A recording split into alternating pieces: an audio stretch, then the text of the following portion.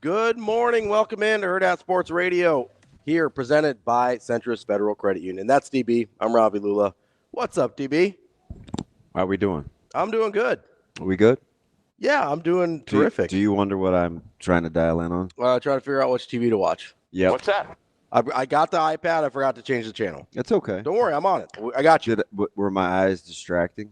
No, I could just tell that that's when I knew I forgot, is when I saw you scanning. I was like, oh, you know what? I messed up. Oh. I done messed up, AA Ron. It's not that funny, Shane. not that funny at all. It's a little funny. No, not even a little bit. No. Zero fun, sir. No. I tell you what was funny. So obviously in a place last night that was heavily populated, and using the restroom. Where were you last night? Just washing my hands, just minding my own business. Okay. Just washing my hands, and there's a gentleman in the stall. Mm-hmm. And went in after me. Was clearly in a hurry. Sat down. Just a honest to God true story. I'm sure he's a sports fan. And I was in there I was pulling paper towels, so I had only been at the sink. I was, dang it. Damn it. Oh, Jesus Christ. What are the odds? I thought about this all night. What are the odds he got poop on his hand? Oh, pretty high. Pretty high. Okay, that's the first thing I thought of. I'm like, this is kind of a weird thought process, but that's the first thing I thought of. No, it's kind of funny you mention that because, so like I've had similar thoughts. Sorry. No, I've had similar thoughts before, That's right? fine. So like I go to a lot of games, right? I go to a lot of Creighton games. I've gone for years, right? And every once in a while, I'll go in to the bathroom, and somebody will just be having like an episode. That's just a fit in a stall, right? Yeah. And I'm like, there was one point where I was like, man, you really got to be going through it to be like, man, I got to drop a deuce at a basketball game. Yeah. So the one thing that I think happens at sporting events though is you're probably gone a while. Yeah. And you're eating and drinking. Yes. But nobody, which is why those things you don't do that. No. Ever. But like nobody plans to have to take a dump at a basketball game, right? Well, those are not ideal bathroom circumstances. I'm flying tonight at 6 whatever. So you're not eating all day? I was already in prepared. Yeah.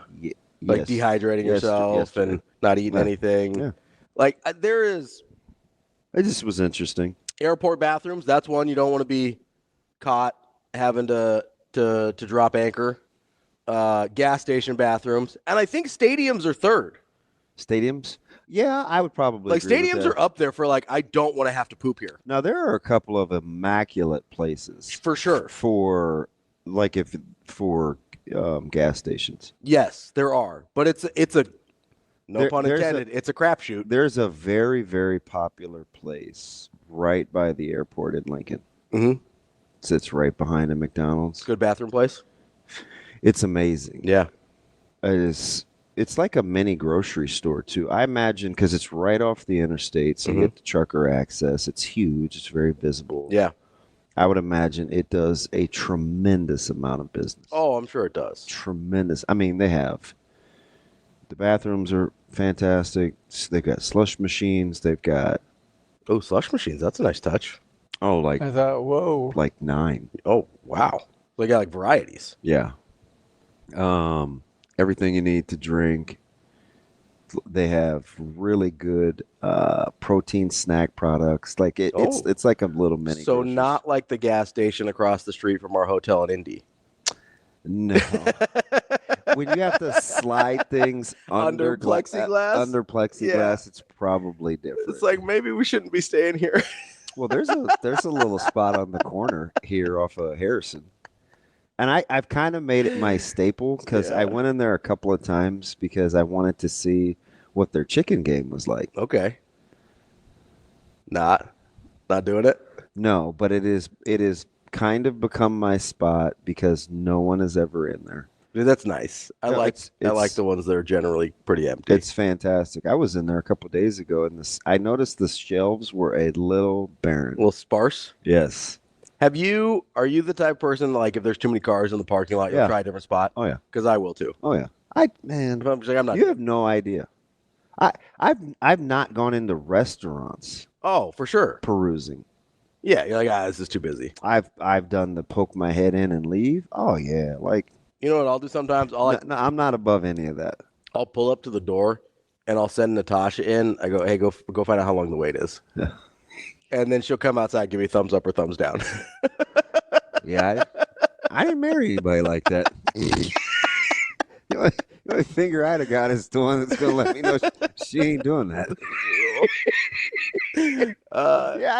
Yeah, we married different people. I was just like, baby, want to see how long the wait is? She's like, yeah, sure, no problem.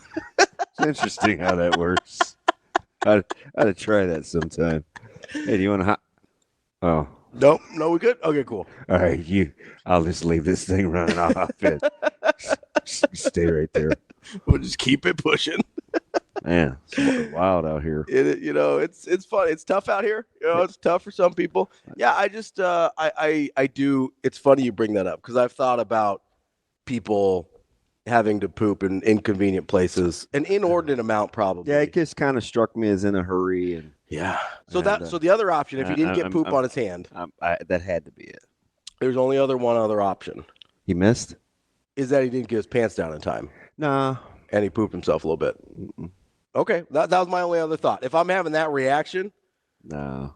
like two things have happened to me. Either I poop on my hand, I just think that's funny. I mean, like, you got to really or I didn't get the pants down in time. you got to really be all dialed out to have that happen. Yeah, like, are you like? Listen, as we know, I've had some digestive issues in public places. Yeah. So, and I've never missed. This is crazy. I'm going to move off of this but I did want to ask you. Yeah. But I felt so bad for you. Like, did you? How quickly did you case the joint? Like, what if you didn't have TP? Oh, I checked really fast. It had to be like in a blink. Yes, but I came in to wash my hands, and I was like, well, that was fast. Did he jog? Like, have you ever been caught without? Yeah. So not since I was young. I learned that lesson early. Shane, you've done the get out and have to go to one that had like to a different all stall? the proper amenities, right? No, but what if the guy last night was listening to the game? I mean, what if he had his buds in and there was a point in the game? Just lacked focus? I didn't say what he was doing. There was a point in the game where he was just mad. Yeah, it's possible, but I think he got poop on his hand. He didn't have anything in his ear. I think he got poop on his hand. I think that's our conclusion here. It did. So funny, right? Which, if I got poop on my hand, that's actually a pretty mild reaction. To be fair, like if I have poop on my hand in public, that's a pretty mild reaction. That thing wet. Jesus Christ. I was like, oh, kind of made me uncomfortable. Maybe he was praying. It was uncomfortable. Maybe he was having a little worship moment there. I think God's honoring the expletives right before that, though. The whole. Maybe it was like more of an Old Testament prayer. The whole G, damn it. Well, sometimes. Shane said maybe he's listening to a sporting event. Golly, man, how you not putting the ball in the basket, Drexel? I know sometimes. How do you miss 2 free throws like that? Sometimes in the Old Testament, there would be some damning of people by God. Yeah. So maybe he was starting Old Testament. Big covenant guy, you think? Yeah, maybe he was going Old Testament. He was like, these people were damned by God. And then he goes New Testament. And he goes, Jesus Christ. That's a fairly okay pull. I did go to Bible college, DB. That's fairly okay. I think he was like, oh my gosh, I can't believe the Wizards dressed this starting lineup. I can't believe it. Yeah. Do you know how many wins the Wizards have? Single digits? How many? 8. 6. Oof. They're 6-41. When you're letting Bronny James make highlights, you're not good. Yeah, you need to reconsider something. And I get that. Although that makes sense because he's been okay in the G League, and if he's playing a G League roster in the Wizards, that checks out. 6-41. That's at really that point bad. it was like That's I don't know. bad. It's like 87-51. You probably need to reevaluate some life choices at that point. And all I could think of was Screaming A's emotional plea. Bronny, LeBron, please stop. As a father. Please stop. I'm like, as a like, what? How many superstar kids you trying to raise? Screaming? I'm not going to touch that one. Please stop. Please. That's your dude, though. How's that my dude? I can't stand that. I can't either. I'm not a Stephen A. Smith guy. Don't put that. Don't put that crap on you. Don't put that evil on me. You got the poopy touch. Much like your friend in the bathroom last night. Speculation. Allegedly. What if there was no toilet paper and he just realized it? I don't know. I mean, that's the number one thing is when you go into a restroom like that. That's a fair point. Always maybe he was like, make sure there's toilet paper. I'm sure I would think that would happen quite a bit for public restroom users. Because typically, nobody seems to ever mosey on into gas stations or restaurants to use the restroom. They appear to be moving at a fairly decent clip, and I'm not sure they always have time like the wherewithal to peruse. And I'm sure you get caught without sometimes. So I don't, because I've been a public restroom user for a very long time. Yeah. So I've got it down. Yeah, I'm a all things. You bring your own roll? I'm the Brock Purdy of bathroom users. Like, I'm a quick blinker.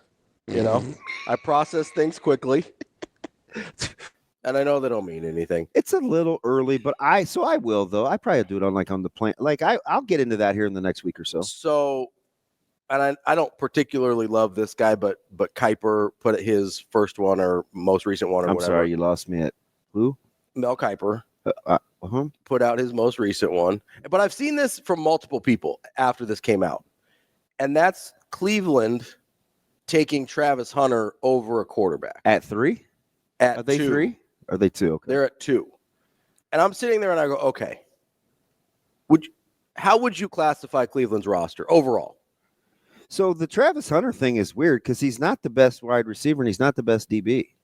And you have to imagine he's not going to play both full time the way he did. So, are you trying to 2-1 this thing? Because that's not going to happen, right? Like in the NFL, he's not playing both positions full time, correct?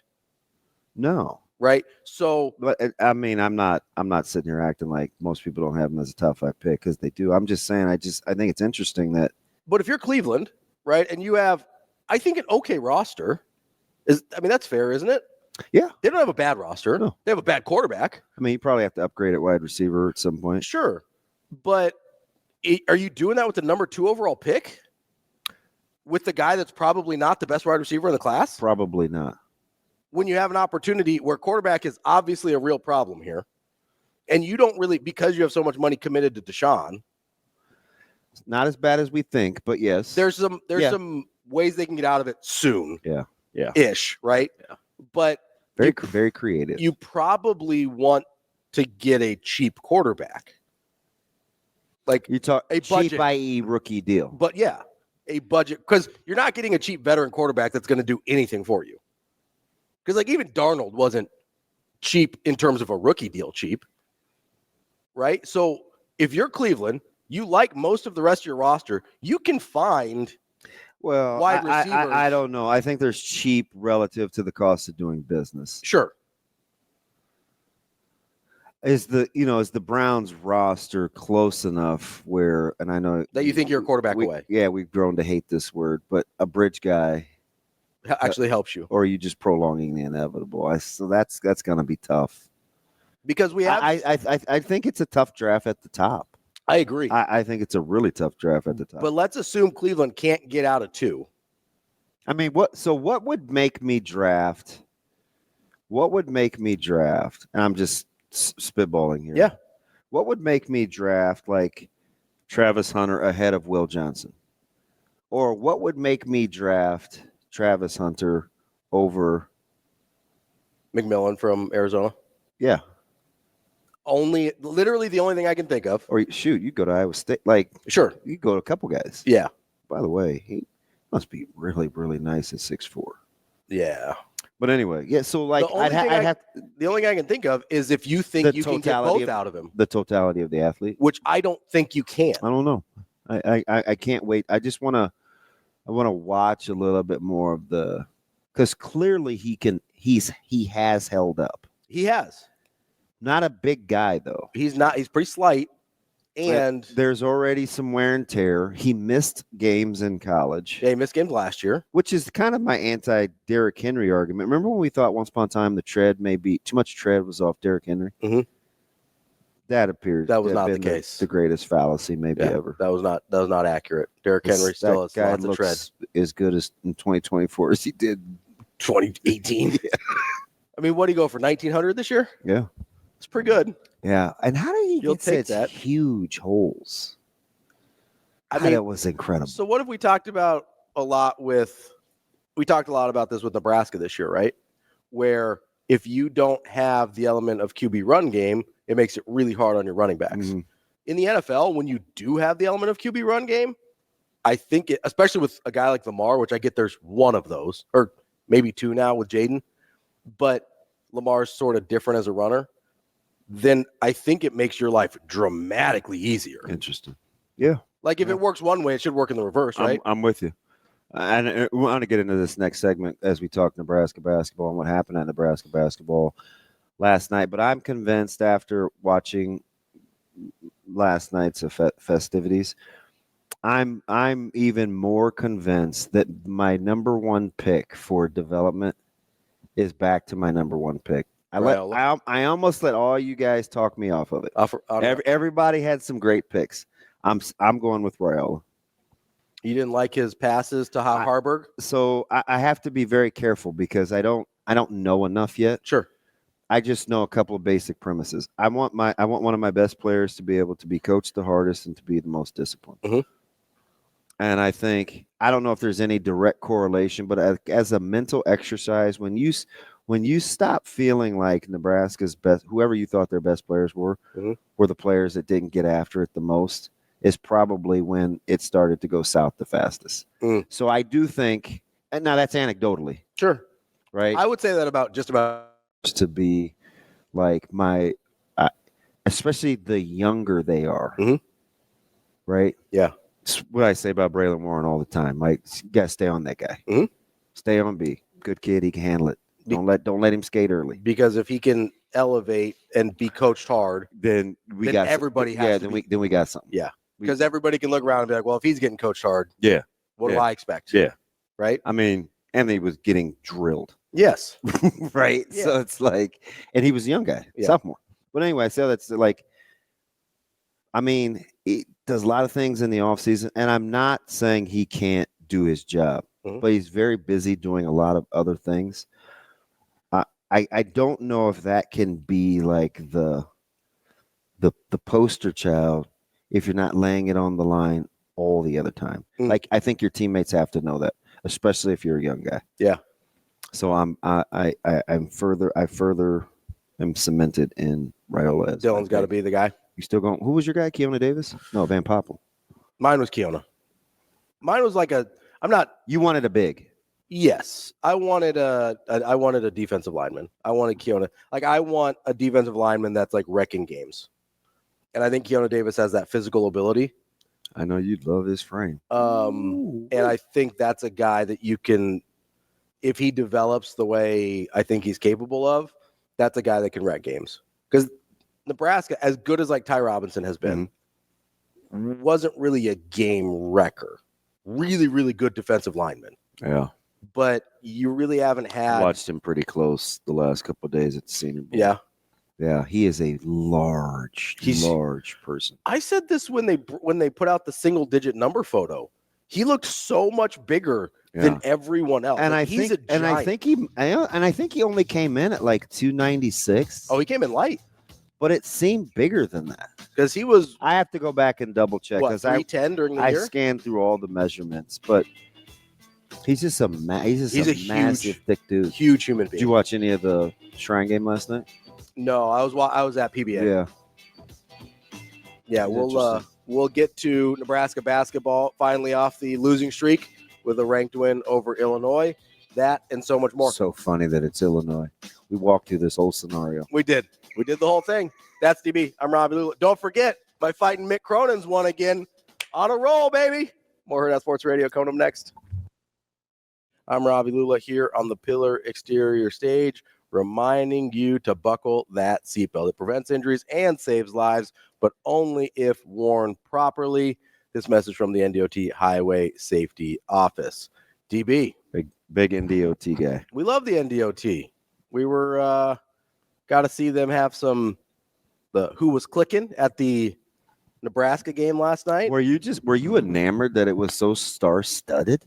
There was a lot of people there. I was waiting for them to like flash on the television or the jumbotron or however you were consuming. Like you were just going to run down and talk to Zach Taylor. Maybe sit on his lap. Knew me. Scoot the kids over. Only if he had Joe Burrow with him. Man crush. You know, I'm a big Joe Burrow guy. I love Joe Burrow. Yeah. No, it was super cool. They did the Coach Cook kind of honoring at the first media timeout. I will say, maybe this is my perception. I think the ovation for DBK was louder than the one for Cook. I'm sure. It was, and the one for Cook was loud. And I didn't think she was gonna embrace it. Yeah, right? She looked like she was pretty cool at first, and then when she threw the hands up, it was like. Well, and Cook did it too. Like, so he's kind of trotting out, and then does one of these to the crowd, and the place went nuts. As soon as he put his hands up, the place went nuts. Were you gonna ask him for his coat? That was kind of a sick That coat. thing was kind of sweet. Yeah. I don't know if I would like wear it. I would probably just like keep it as a collector. Yeah. That Joker was coat. nice. Yeah. Yeah. I was like trying to figure out. I was like, where did he get that from? No, that was a super cool moment though. And I had this because we see when new football coaches get hired, right? They get trotted out the basketball game all the time. I go, how many places in the country get this type of ovation for the new volleyball coach? It's not disrespectful to the current guy. It's just this is Nebraska being Nebraska, right? 100%. Like, show me some love. Show me some love. That was a pretty cool moment. A little Bernie Mac. And Benny Mac or Bernie Mac? Well, this time Bernie. Okay. But that was a pretty cool moment. It was I will say there's a moment in the second half, though, where it really felt like Nebraska was going to like pull another Iowa situation. Were you expecting it to be louder? I was actually. Yeah. So I'm glad you brought that up because I hear all the time. People know I'm a Creighton fan. People think I hate Nebraska because of that. I don't. But I go to dramatically more Creighton games because it's closer, right? And I've been going to Creighton games my whole life. People give Creighton crap all the time for not being loud enough. Yeah. And how much louder the vault is and all that. I'm going to be honest. For a ranked, and maybe it was the circumstances, right? It totally was. They're coming off of a 6-game losing streak. They're kind of waiting for the other shoe to drop. It totally was. And I don't go to a lot of games at the vault, so I don't. Because they're very capable. I know, and thing lit. I've been there. The only other games I've been there for, I think, are Creighton Nebraska games. So that's my only other experience with PBA. And I was a little disappointed with the crowd noise. Come on. I was. It was a ranked team. They're up most of the game. Nebraska's up most of the game. Like, I thought it would be a little more juice. So you know what I think? You have to watch them. I know. That's exactly. No, that's what they do. That's how they play. But which is why, how many times, every time we bring up Illinois, what's the one thing I say? Well, you don't trust. I don't trust Underwood. Yeah. That's why I don't trust Underwood, because they play like that a lot. And I mean, that's how they play. And that was the epitome of the pitfalls of Illinois, right? How many times did Nebraska just have free lanes to the basket, whether it be on a back cut or an out of bounds play? Or were you waiting for Illinois to shoot it better? No. Well, so to be fair, I was with after like what, 2 of 16 or? Yeah, they're 1 of 15 to start, I think. Yeah, and then the second made it 2 of 16. That's why I said that. Finally started to shoot it a little better in the second half, but they end up 10 for 42. But here's the reason I wasn't necessarily expecting to. I'm with Evan, who's an Illinois fan, and he goes about. We're actually switching locations. What do you mean? I may have to hit him up because I'm in Champaign tonight. I thought you were in Chicago. Same difference. It's 2 hours apart. Yeah, I get it. It's not the same. It's not really. It's not Champaign. We're staying at the. I think we're at the I Hotel. Okay. But the ceremony in Champaign. It's connected to the. No, it's connected to the convention center. Oh, okay. Okay. So we just have to walk to go see Christian do his Get his award. yes. But he informed me, and I didn't realize this, over the last month of the season, Illinois is literally the worst three-point shooting team in the country. Yeah. I didn't know it was that bad. Yeah. I knew they'd struggled, and my goodness, did they struggle. Okay, so thank goodness for Evan, because I was about to go in. I was. On what? Because I thought you were going to say it was more to do with No. Illinois than Nebraska. So I was like, okay. No, not at all. Let me hear this dude out before because I watched Illinois quite a bit. So yes. I'm like, Illinois, but that's exactly how they play. Yes. So if you were, and I was going to set you up. A little more turnover. So you got to watch me when I'm certainly on a Friday. I was like, oh, were you expecting them to make more threes? Because if you would have said yes, I'd have been like, well, if you'd watched them over the last month, damn it, Ravi. No, they haven't made any threes. Yeah, they have not shot the ball well. But then you would have come back, and I would have been like, oh, okay, I'll chill. You'd have been like that stopped anybody else that's played Nebraska in the last 6 games, considering they've converted 45% of their made threes against Nebraska. I do think, which is, by the way, the worst in the country. Yeah, that's astounding. But I do think Illinois in general has more capable shooters than they've shown over the last month. That's their shot selection. Shot selection is really bad. And also, people undervalue this a lot in basketball. Even if you're open, the way you get open, I think a lot of times dictates how good the shot is, right? Because when you get open off of sort of disjointed offense, I think you miss way more shots. When there's sort of a what set pieces did Illinois shock you as run? Yeah, they don't run. It doesn't. It's like, hey, little dribble handoff. Kasparis, he's gonna try and create something. We've got Riley, he's gonna try and create something. Hey, Riley could be tough though. Dude, Riley's a baller. He's nice. He's his game. He looks like one of those guys. I do like him. Whose game may age better in the NBA than it does in college. Yeah. He can create his shot. He's long. He can shoot over people. He's a tough shot maker. I don't know if that's at some point he probably needs to make better shot selections. Yeah. Well, so a couple of weeks ago, it was on a Saturday or Sunday. They were playing Michigan State early. And they went to him exclusively because he had the good matchup because he's considerably bigger. He's long. He was bigger than Michigan State's backcourt, but he's a good player. I was pleasantly surprised to see Nebraska still only shoot 18 free throws. Because I think I fast forwarded this morning through main plays because I was looking for I wanted to see the block that everybody was real time on social media. Oh, they were getting on the officials, and I was like, it's pretty clean. That's fine, but it's a bang bang thing. It wasn't worth posting about repeatedly on social media, though. Yeah. So I just wanted to see how egregious it was on the deal, and I think I saw a stat, and I may butcher it. I hope not, because again, I'm counting on my flipping memory here, but during the 6-game losing streak, Nebraska is only attempting 16 free throws a game. They were in the 20s before that. So immediately I thought, shoot, that's kind of what we were talking about. Attacking the basket. And being physical and the whole Blackbeard, probably want a cracker. What does actually being tough mean? Say what it means out loud. Yep. I think that was Nate, right? Right. Yep. Right. So, and they still only shot 18 free throws last night. Now they made 13 of them, but the guy that I wanted to be able to do that, if it's not going to be Bearcat, and I told you I'd wave the white flag on that. I just don't think he's interested in doing that and being about that life. Being physical down there. Even though he's so crafty, it's like, gosh, if I knew what you were doing half the time, I would really, really kind of want to ride with you. Yeah. But Bryce getting downhill and I felt being aggressive helps. Nebraska just has to figure out if Bryce is going to dribble the ball, how can he still score the way you want him to? Here's what I liked about their game plan last night.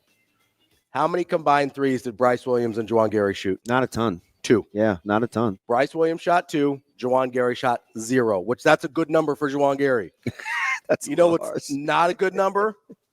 Raleigh Wooster shooting 7. Dribble. We'll get more into this coming up next year on Hurrdat Sports Radio. Wrapping up hour number 1 here on Hurrdat Sports Radio, AM 590, ESPN Omaha, ESPN Tri-Cities. That's DBM Ravi Lulla here at Hurrdat Sports Bar and Grill. Don't forget, Supernovas fans, it is game day. Make sure you get to supernovas.com if you don't already have your tickets, and you can get set up for tonight's match here at the CHI Health Center. Get those tickets at supernovas.com. Joining us on the show today, we've got our regulars, of course, Tim Verghese, 8 o'clock, Inside Nebraska. We're going to have Ryan Roberts. Late edition. From A to Z. Shane, you could have gotten him Monday. You didn't have to get him this morning. It's all right. It's okay. It's all right. Did you feel guilty because you forgot? I didn't forget. It seems like you forgot. Man. I've just like I said, That's a pet peeve when people just can't own it. I'm just more concerned that you couldn't give that guy last night a hand. I think he had enough going on his hands last night. I mean, you could have, helped him out with some toilet paper or some paper towels or something. Just like you need help in there, bro. Feel like I need to move on from this conversation. Feel like Shane forgot. 8:45. We got Ryan Roberts, Made Z Sports. He's down at the Senior Bowl. We'll talk some Senior Bowl practices with our guy Ryan Roberts. 9 o'clock. Mike Sautter from Hurrdat Sports NEBPreps, and of course our guy Sautter back in the house. Do you like a dressed up Mike Sautter? He does a fit pretty good. Yeah, he takes pride in that. Yeah, I appreciate it about him. Not everybody likes to get their look going. I appreciate that. He takes pride in that. And then we'll have, of course, our guy Matt Vrzal. Matt Vrzal. No Matty. So Matt Vrzal. His guy, his guru extraordinaire, his buddy Mikey, invited me to the home opener, Cubs home opener. Oh, really? I kind of felt honored. It's such a long-standing tradition among some elite fellas. Yeah, that's pretty cool. It was. You gonna go? I don't know. It's April 4th. A lot can happen. A lot going on between now and then. So the only thing that I know for sure, is that in June I am going to see one of the Dodger Royals games. Oh yeah.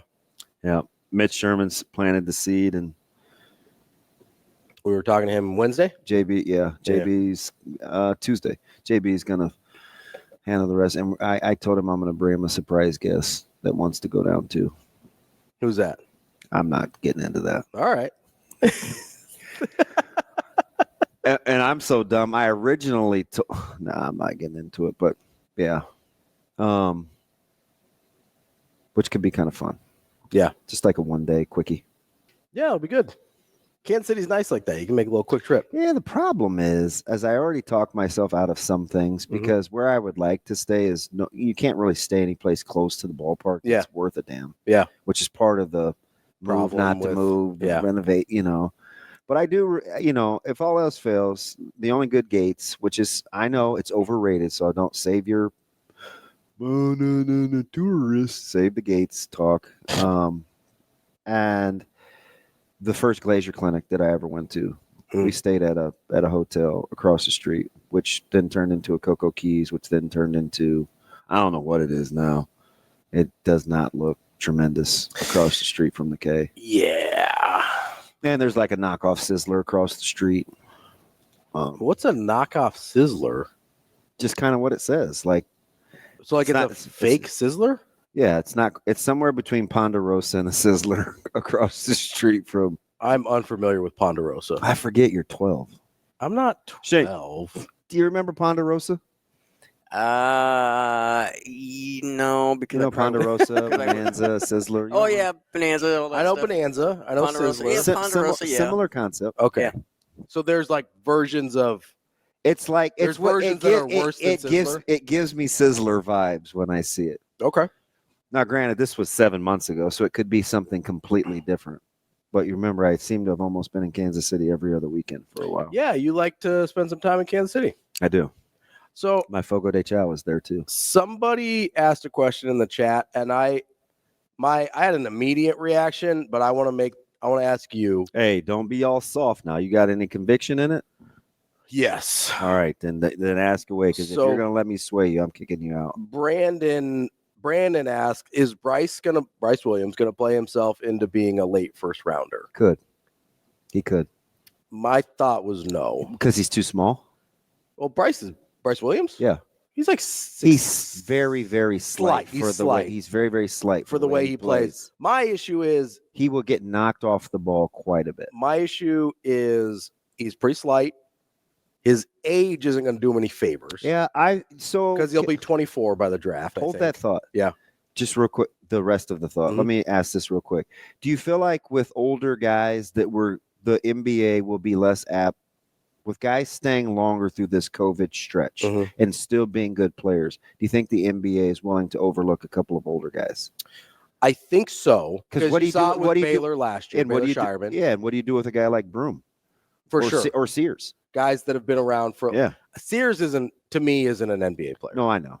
But I get what you're saying. Those guys have been around a long time. My issue with Bryce is a couple things. Is he Late gives first round's probably pushing. He could be a second round guy. he feels like a second round flyer, like mid second round Flyer. Well, yeah, like a guy where you're like, hey, I don't know, because here's my problem with Bryce. I don't know what the one thing that he does at an elite level is. Well, so here's the thing. He can score at all three levels, number one. Sure. Okay. Number two is, I wonder if he had the green light to change his temperament for the team. Would we see a little different version? Maybe. The version I see of him right now does not strike me as a late first round guy. Yeah. The funny thing about that is no one, I'm not going to say no one. I mean, cute Jacob sending me a message at about 2 today over my Anthony Davis take. Any part of Anthony Davis's collegiate game that led you to believe he was going to be this type of offensive player in the NBA? No. Okay. No. He's got it. And we do see that.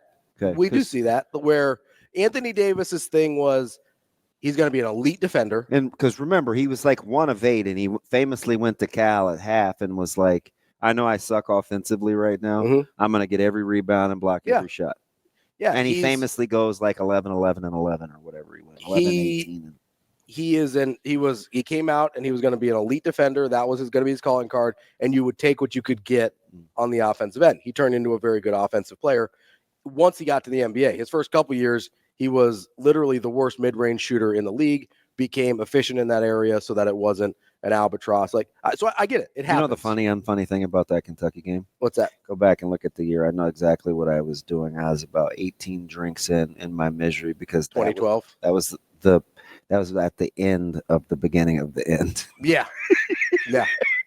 I know exactly what I was doing during that game. And I was like, God, I hate Kentucky and I hate Twins. So the issue that I have with Bryce is, yes, he can score at 3 levels. He's not elite at scoring at any of the 3 levels. Usually, especially with older guys, this is why Baylor got drafted, was because by the way, how about him being in Bizarro World? He's too good for where he's playing. He's not quite. Him and Trey Alexander are both too good for the G League, not quite good enough for the NBA. He is torching that league. I mean, Trey's averaging 30 a game. Literally 30 a game. But how about in Summer League, how good Trey looked, though? He did. And so you do have these guys kind of in between land, which means Trey was old. And yeah, Trey was old. Baylor was even older, right? But again, Trey's age cost him. And again, Trey and Bryce are actually pretty good corollaries. I know Bryce is taller, but they're pretty good corollaries because, again, you would say Trey could score at all 3 levels, but I would say he's not elite at scoring at any of the 3 levels. So I think and then Bryce isn't an elite ball handler to do that's the thing. That's going to be a problem. He just gets knocked off. He's just not strong enough with the ball. Yeah, he's just not elite enough with his hand. He's not elite enough with the ball, and he's not an elite passer. Baylor could go into the league and be like, I'm an elite passer. So that I kind of disagree if you watch him coming out of Charlotte.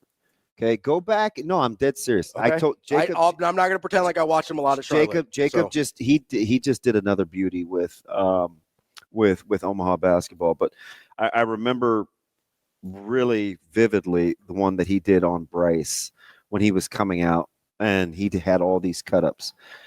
I will say this. I'm not saying you're wrong. What I think context matters, though. In a team like Nebraska, who are you deferring to be an elite level passer? Sure.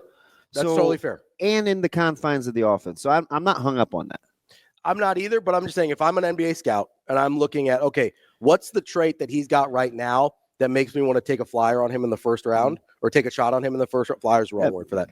I don't see the elite trait All right. Like the one elite trait. Wouldn't fight you over that. That's my issue with Bryce. Really nice college player. I think he's probably a little. I was having this discussion with one of the guys I was with last night. Probably a little underqualified to be a primary go-to scorer in college. Probably a little overqualified to be a 2. So he's sort of in this in-between land. Yeah. Well, we act like he doesn't. What's he shoot from 3 right now? He's 37%. Yeah, no, he's shooting it pretty well, but he doesn't. I don't know. I don't look at him and go, "That's an elite shooter." Well, and here's the other thing. Pretty good mid-range game. It's very good. Yeah. Here's the other thing, though. He doesn't take a lot of easy shots. No, he doesn't.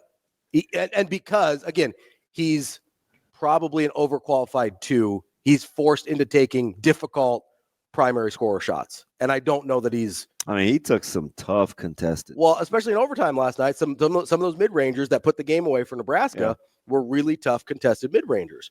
And if he does make it as a professional basketball player, that's probably what's going to get him there. Let me ask you something kind of funny. When Ulis had the little run out after the turnover, and he gathered at like half court, who did you think was more apt to make the shot? Quinn Clark's dunk or Ulis on the layup? Dude, Quinn Clark's dunk was nasty. I don't know how he didn't get moved on in the second round. Dude, Quinn, I'm telling you. That was rough.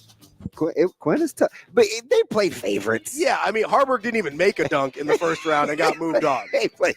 Now his second, which his second dunk was pretty nice. Yeah. But I was like, come on, we're just gonna do Quinn Clark like that? Yeah. That's what we're doing here? That's my dude. He said, I knew I should have went to wrestling. Yeah, go watch Tyson. That's DB. I'm Ravi Lulla. We've got our guy Tim Verghese coming up next here on Hurrdat Sports Radio. Kicking off hour number 2 here on Hurrdat Sports Radio, presented by Centris Federal Credit Union. That's DB. I'm Ravi Lulla here at Hurrdat Sports Bar and Grill. We're joined now by Tim Verghese from inside Nebraska. What's going on, Tim? Hey, how's it going, guys? Oh, I think we're muted. Am I muted? Are y'all muted? This might be an us problem, Shane. I don't know. We had this with Brian yesterday. Okay, I'll just call him. All right, thank you. Sorry, Tim. Oh man, are you sure? Yeah, I don't know what's been going on with our stream and the volume lately. Islands in the stream. Hey, can you make an elite level salt water out of table salt? I don't think you can. Probably not. Yeah. I don't think so. I did try. So I tried this. I think it's called Element That is not elite. electrolyte water. And I used water out of the sink. Yeah, it's probably going to be I'm not that dude. probably not. I'm just saying it's probably not going to be what you're looking for out of like an electrolyte mix there. It's cold. Cold is helpful. Cold is good. That's all I care about. There's we've got some interesting comments we'll get to. Dang, High Danger could hear him. This happened yesterday with Brian. They could hear him. And we can't. I don't know what's going on there. It's an us thing. Yeah, that's what I said. All right, TV. Are you there? It's an us problem. Yep. You got me? Yeah, we got a standard we try to uphold when we talk to you every week. And if it's not as good as it normally is, it's totally the phone. It is totally the phone. Let's go and get that out there right now. Just going to blame it on the phone. Little Milli Vanilli. Blame it on the phone. I thought we were going to go blame it on the alcohol. No. Who sings that? I don't know. Is that? I have no idea. Okay. That might be T-Pain. It is. Good call. All right, TV. Now that we wasted a good 38 seconds of your life that you will never get back, who would you have moved on to the second round of the dunk contest? Inquiring minds want to know. I mean, the heck with the basketball game. I mean, I looking at some of the stuff. I thought Quinn Clark had a nice little performance. Listen, I'm telling you, TV. I'm on record. I've said this from the jump, and it's not just because I spend a lot of time with him.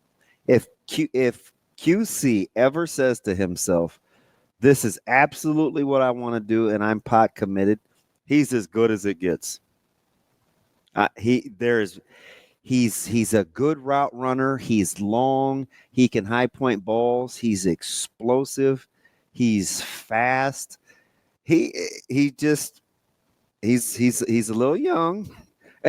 And his body is one of those where I think he could look at a triple cheeseburger or a Frisco melt and he uses it up by blinking, right? He's just going to be one of those guys where it's hard for him to put on weight. See, and I'm one of those guys, if I look at a triple cheeseburger, I gain 4 pounds.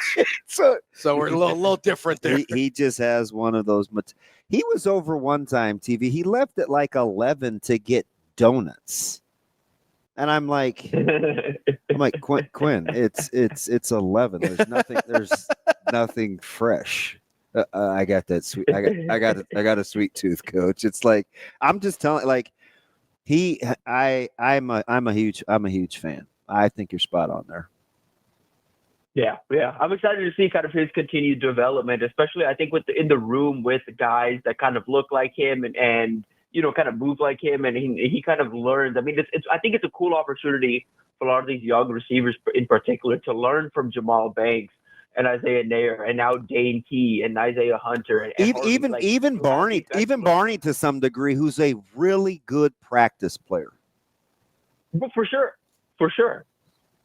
So, Tim, I'm curious with a guy like Quinn Clark, because obviously they bring in a ton of guys into that wide receiver room from the transfer portal. What do you think the development looks like for those guys that were recruited over the last year or so as freshmen, kind of as developmental type guys? Like, what does that path look like now that there's older guys in the room to contribute right away? Does that help them by giving them a little bit more runway? I think it depends on the player, but like for some, I think, it depends on how you look at it and your personal outlook. I think you have a guy in the teal shorts reading the room now that has this ability to develop, that has this proven ability to develop, and is going to take the development of these young receivers pretty seriously. But on the flip side, you have receivers, that maybe, wanted an opportunity and thought this would be the spring for them to step up into a starting role. Now those opportunities have kind of diminished, or they're going to have to fight for more limited opportunities. So it ultimately comes down to the player. I think if there are like a Quinn Clark or a like a Keelan Smith, if they take this opportunity to kind of sit and develop, they'll be all the better for it in 2026 and 2027 and beyond, because I think this is a good opportunity for them to really get some work and not have to deal with the pressure of, okay, I need to learn the playbook, so in case I get thrown out into the fire on Saturday, I'm ready to go. Like, there's not that expectation anymore. It's fighting kind of for limited reps, but more than anything, it's working to just develop behind the scenes and set yourself up for future success. So, okay, from a competitive standpoint, and we talk about this all the time with the 105, and we talk body types, we talk skill sets. Do you think we're so reluctant to talk about like actual competitive stamina because we don't really know the guys like that? Because actually, as I'm listening to you process through the room and body types, I actually think it's going to be more about the ability of who can hang in there the longest. Like that, there's like this component of this 105 for where this team is in their roster, where that is going to be paramount. Yeah, I mean, there's definitely that. And I think part of it is just not knowing, but like that's something like for me personally, I'm trying to do a better job of recognizing at the high school level, okay, how competitive is this guy? That's smart. How much does he care about football? And, like how much does he want to win? Like how much is he willing to battle? What is he willing to do for his team? Like, I respect guys that at the high school level are playing both sides of the ball, that are, like that have that mentality of wanting to be the first guy. Like even when a guy reaches out to me, I was just having a conversation with somebody about it this week. I think it's a little silly when recruits that have multiple offers, committable offers, or are committed somewhere complain about rankings, because it's like your mission's accomplished. You have schools that want you. Like the ranking doesn't ultimately matter. But at the same time, I can respect that competitiveness to say, hey, what do I need to do better? How am I not, a 4-star? How am I not a 5-star? Like I respect that competitiveness at the same time, because I think that's an important thing to have in this day and age when, like you mentioned, there's a 105 limit and all of that. So we'll see what happens. Okay, Tim. So I'm glad you brought up what you've been looking for in terms of competitiveness. It's key in high school guys, because that's one of the hardest things to identify. And I think, I'll be honest, man, if you can figure out how to do it, you're going to make way more money than all of us combined. because it is. I've been trying to do. Listen, I know basketball is different than football. Not really. But I was trying to do that for a decade, looking for college basketball players, and it is so hard to see who genuinely gives a crap about what they're doing and who doesn't just like to go out and ball. Like, it's so hard to find the guys that are as competitive on Sunday through Thursday as they are on Friday nights or Saturday nights. Like, is there, as you're going through this, are there some things that kind of key you off while you're watching them? Because, man, I've gone to practices, I've gone to 6 a.m. workouts, I watch games, and it still felt like a coin flip to me. Yeah, it's for me, part of it has been going to practices. Like, I've kind of recognized, from like at the high school level, specifically in Texas, going out to practices and seeing how certain guys practice. That was a big thing for me, like kind of talking to their coaches, kind of figuring out who likes it, who, you know what I mean? Like, there's that element of it. I don't think there's a consistent hit rate when you're gauging something that, isn't tangible, like competitiveness. Because the other part of this too is, for some guys, and I've seen this time and time again, where at the high school level, it doesn't really click. It kind of comes naturally to them. And then at some point in college, the light turns on. They're like, oh, I need to start competing. I need to start putting in this extra effort because everyone around me is also an elite athlete. Like, sometimes the light clicks on a little later than it does with other guys. But sometimes, it's a guy that is uber competitive, checks all these boxes. And then a year or two into college, hey, something happened in their life. Their priorities change. They're not the same competitive person they once were. So it's not a 100% hit rate, but I think practice habits are something that I look for. I look for, again, willingness to compete on both sides of the ball, willingness to compete in other sports. And then how do you talk about football? Like, when I talk to you about football, can you engage with me about football? Or do you care? Do you watch the sport? Do you watch other people? Okay, I'll give you a perfect example.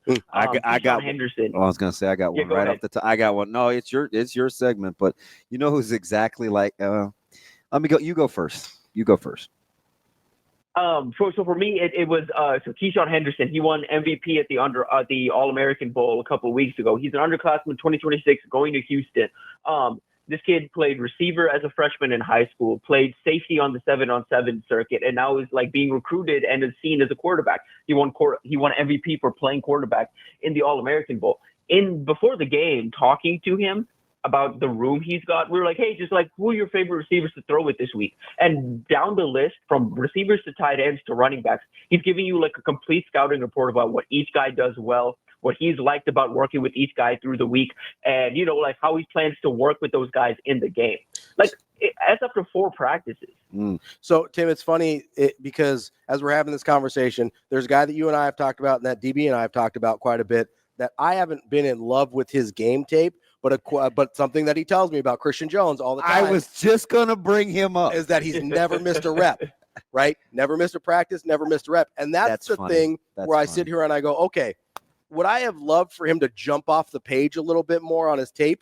Yes. But the fact that he's never missed a rep in practice in his entire high school career, that makes me go, he's got a shot, right? Even if I'm like, I would have loved to see just like and part of that's the ranking too, right? Where I go, okay, if he's a 3-star instead of a 4-star, I'm like, ooh, I like the frame. I like his competitiveness. I feel okay about it, right? But the fact that he gets that 4-star by his name and he wins a Butkus Award and is an All-American and things like that, I go, I'd kind of like to see him jump off the page a little bit more. But when I hear DB tell me, and he would know because he hasn't missed a practice either, he goes, hey, this guy's never missed a rep in high school. I go, okay, that guy's got a shot. Before you go, Tim, give you the floor, just yesterday, I'm talking to CJ. This is in length. It's just funny you used the analogy you did. So now keep in mind, he's only been there since last Monday. We were talking about his, pushing through workouts and kind of being sore last week and how he feels better. And he's already critiquing what I would call this competitive stamina, right? You're not slamming guys, but you're comparing and contrasting who you would play the long game with to see who can hang in there the longest, right? We would talk about, well, these kind of workout habits, or this guy's kind of off to a little bit of a slow start because of this, or I like this because this is what I'm used to, or, if if I can make 6 days 7 and 7 days 8, I know I can make 9 and 10. Like where he's already going to that Rolodex in his head of, I know these guys are on my team. I'm competing with them, but I'm also competing against them too.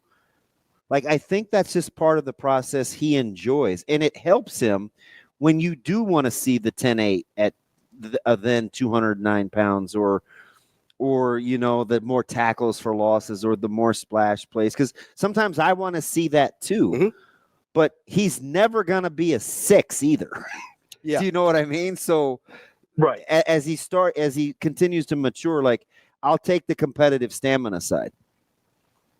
For sure. And the cool That's thing funny you about used that him. is, again, like, being able to hold, like, or like, you know, in his head, holding guys and having that standard, that quickly allows you to develop into a leader where, hey, just by the fact that you're leading by example first and foremost, down the line, you're able to hold everyone accountable because in your head, you already have it. And what did you say when you were watching him at the All-American Bowl, right? It was nothing eye-popping. You said, and I remember the phrasing. You said he continues to check boxes. Because what I've heard throughout his whole career is, yeah, but, or I thought he was supposed to be this. And it's kind of what Ravi said. Like, you think stars and frame, and so you have this thing built in what you want to see. But over time, it's kind of his consistency. Like, even when you watch tape and we're grading it, it's like, I thought this was happening during the course of the game, but, he showed up again. Oh, he showed up again. Oh, he's around the ball again. Oh, he's around the ball again. Like, sometimes guys are just like that because of, it's all encompassing, but what I would call competitive stamina. Right. They're just hard to get rid of. Yeah, exactly. Like, they want to be there. They always want to be there, you know? Yeah. Yeah. I that's going to be part of it. You know, it's funny, Tim, because you and I were talking about, I think this was at the press box at Memorial Stadium before a game, and I go, you know, I wish that Christian Jones had some more plays that look like Pierce Mooberry, where you see that guy flying downhill and just crushes people. But here's the thing I don't know about Pierce, because I haven't talked to his coaches or anything. I would imagine he seems like a hyper-competitive guy, but I don't know. Does he do it does he do it every single rep the way that I know Christian does? Where it's like, okay, maybe I like what I see on film a little bit better from Pierce. And this is exactly what you're talking about the competitiveness, right? It's also what makes recruiting hard, though, right, Tim?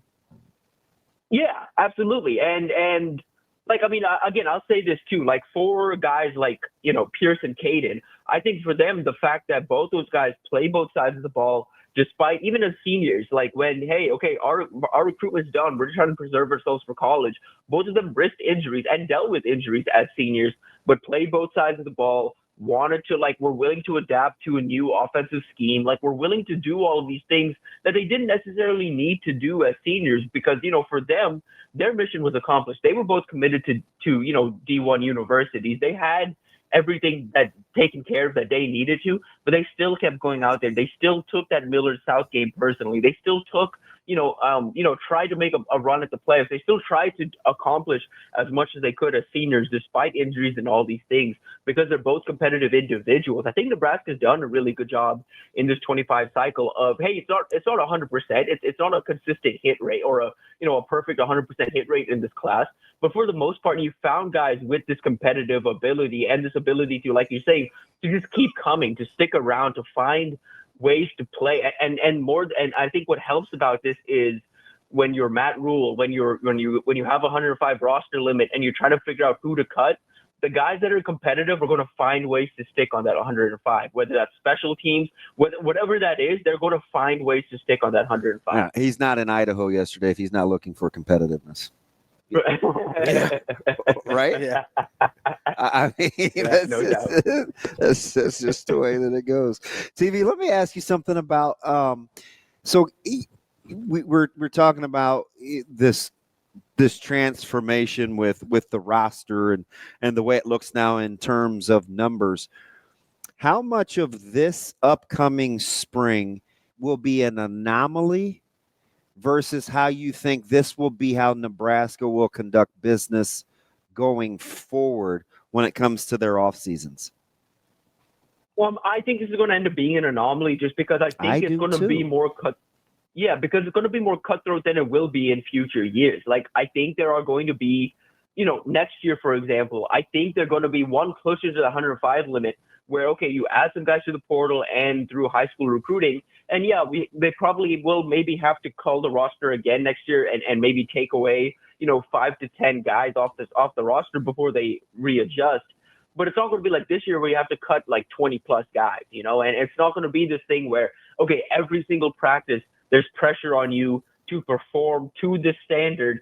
Otherwise, you risk being the forgotten man. And that's not to say that the competitive element of this is going to go away after this year. I just think this year in particular, it's going to be competitive to a level where it's really going to test how much some of these guys love football.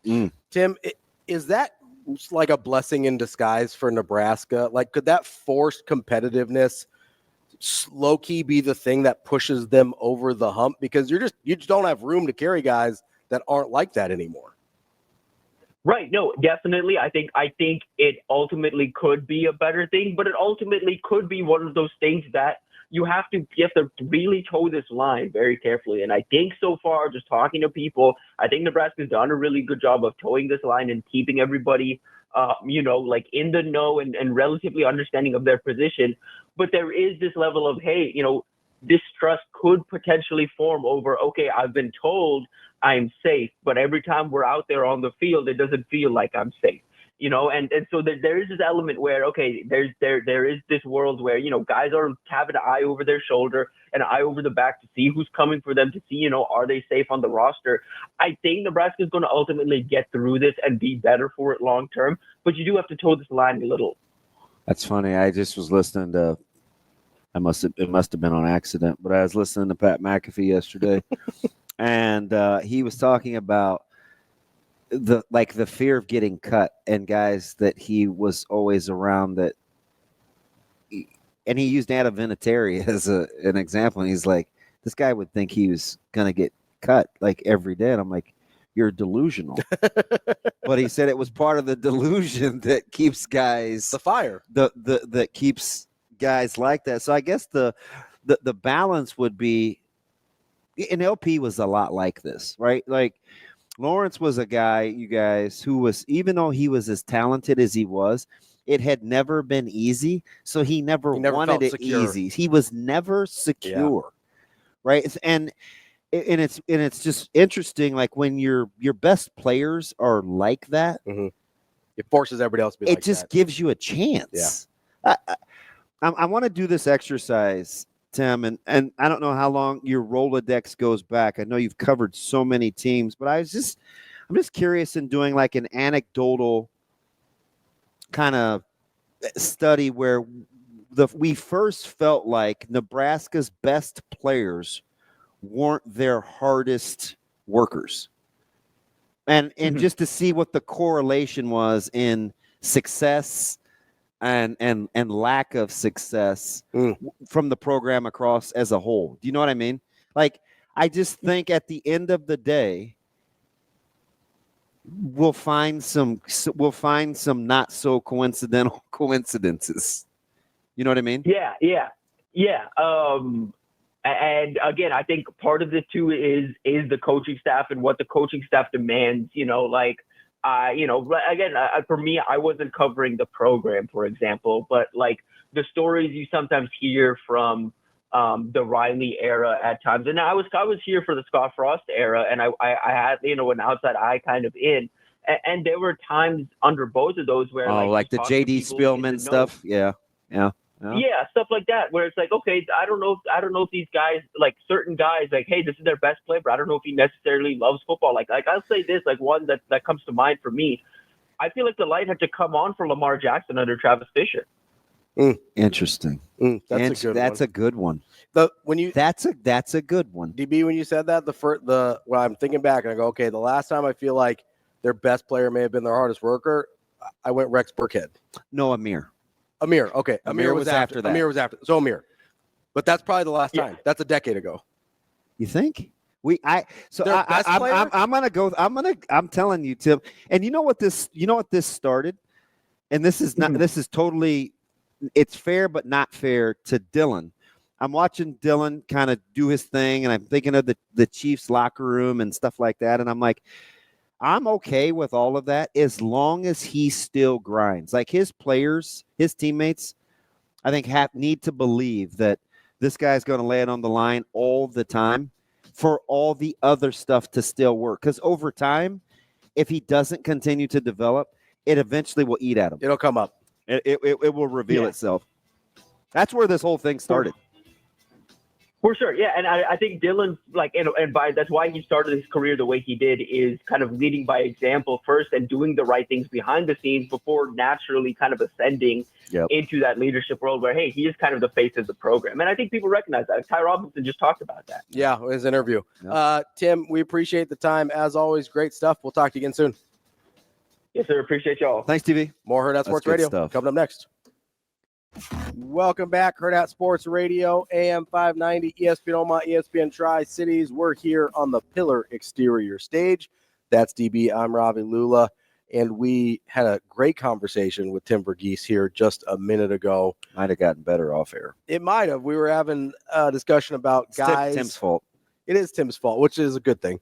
About guys and their competitive endurance, but also what it needs to look like for your best player. You morphed it into Bryce Williams. I was talking about Dylan Raiola. We talked about old heads. You know, like I said this. Like, I just don't think Tommy Hill could be your best player. I don't think Tommy Hill could be your best player, even if he's maybe one of your more talented players. Yeah, and you're functioning at a high level. Yeah. I just don't. Because here's the thing that people don't talk about with guys that are your best player, right? The Lamar Jackson was really – that's a great pull. Because it took guys a while to come around. Mm-hmm. I know there was pushback. There were side eyes and stuff when JD didn't have to – and some of it isn't the player's fault. Mm-hmm. Like, they're going to do what they're allowed to do. Yeah. But I just don't know if you could win at a high level if JD Smillman was going to be your best player. He's uber talented. Yes. Because it's not a talent issue, right? But there is I call it I just came up with this just now. I call it kind of the Scottie Pippen dilemma, right? Scottie Pippen, incredibly talented. Love Scottie Pippen. Not saying he wasn't a hard worker, but Michael Jordan being a psycho allows Scottie Pippen to be Scottie Pippen, right? Like having your best player be a full-on, like the most competitive, the hardest working, whatever, often allows other talented guys, it'll raise their level of competitiveness and it'll raise their work ethic. But if it doesn't come naturally to them, it allows them to succeed. Yeah, like that's why I started with Raiola when I said, you know, if you're most gifted if one of your physically most gifted players, mm-hmm. the natural leader, if he got in like elite level fitness, just imagine what that would do for the guys around him. Yeah. So you get the charisma, you get the know-how, you get the knowledge, you get the talent, and then you see the work ethic. That him, you know. I was going to call him over break, and I did, but I wasn't going to have enough time to explain kind of where I was going with this, because at first it could sound offensive, but I don't think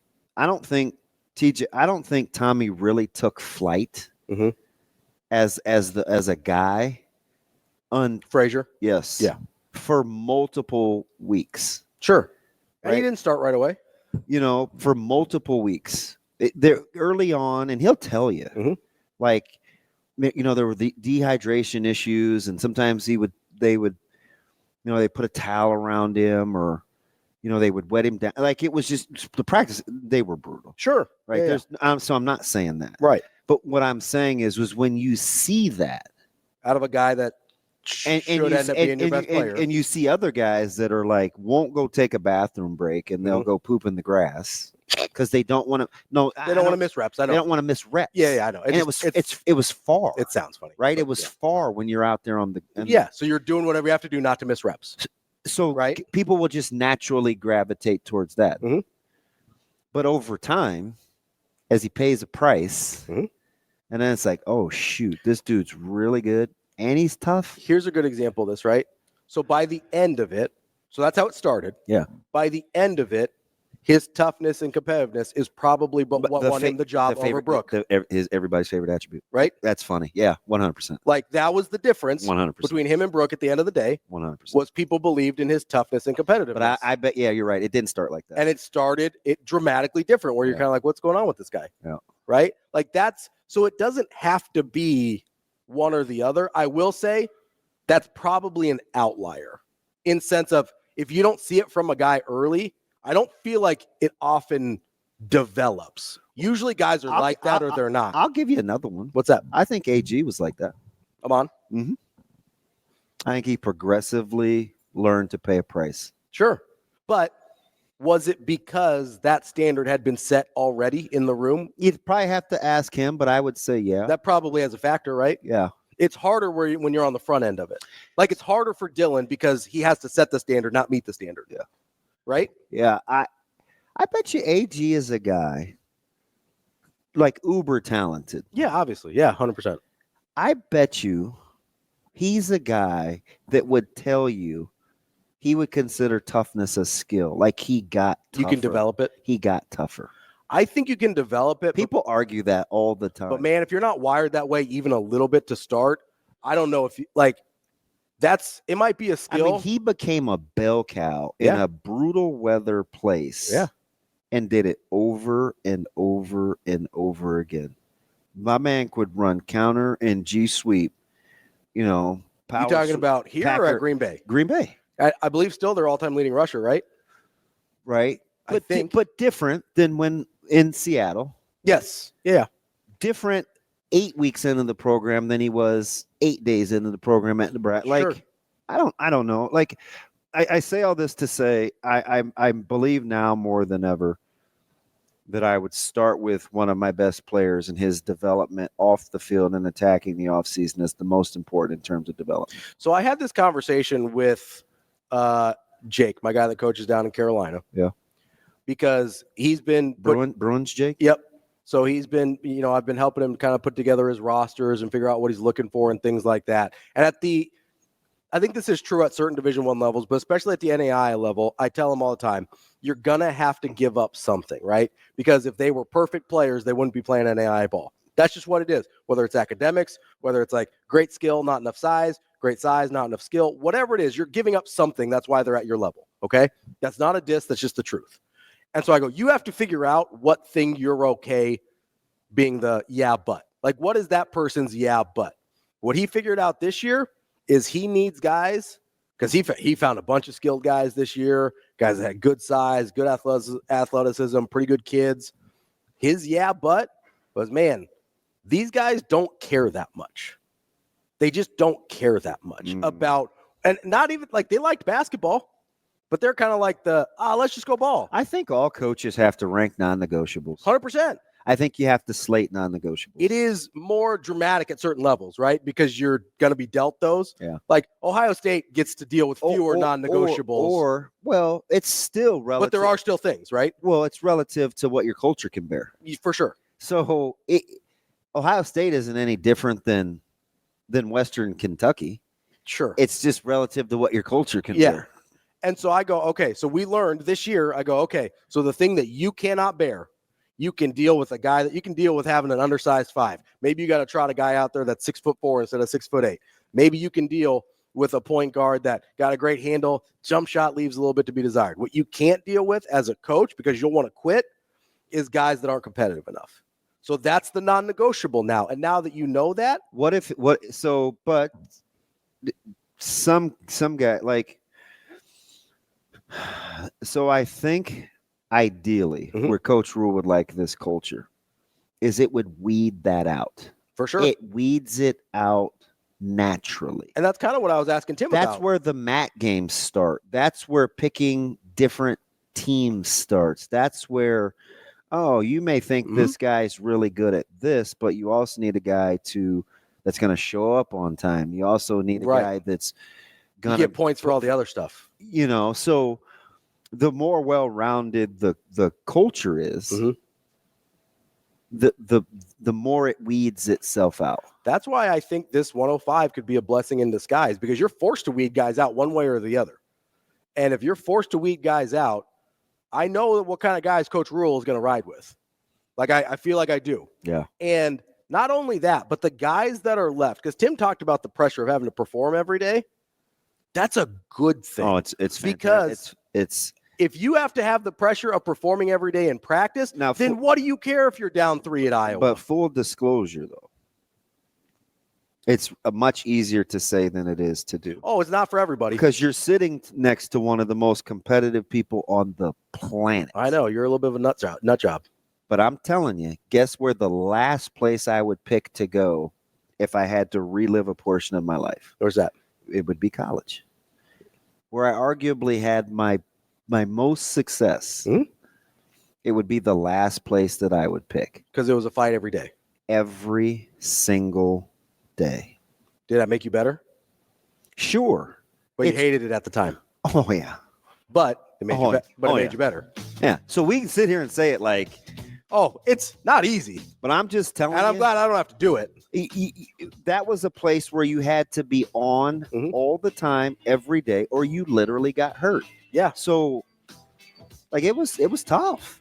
Being on every day is not easy. No. It's not easy. But if you can survive it. I wonder what kind of rigor you can set with only 105. I'm fascinated. If you can survive it, though, I bet you'll win more football games. I'm fascinated. Coming up next, we're going to talk to Ryan Roberts from A to Z Sports. He's been at the Senior Bowl. We'll catch up with him, see what some of the Nebraska guys are doing down there here on Hurrdat Sports Radio.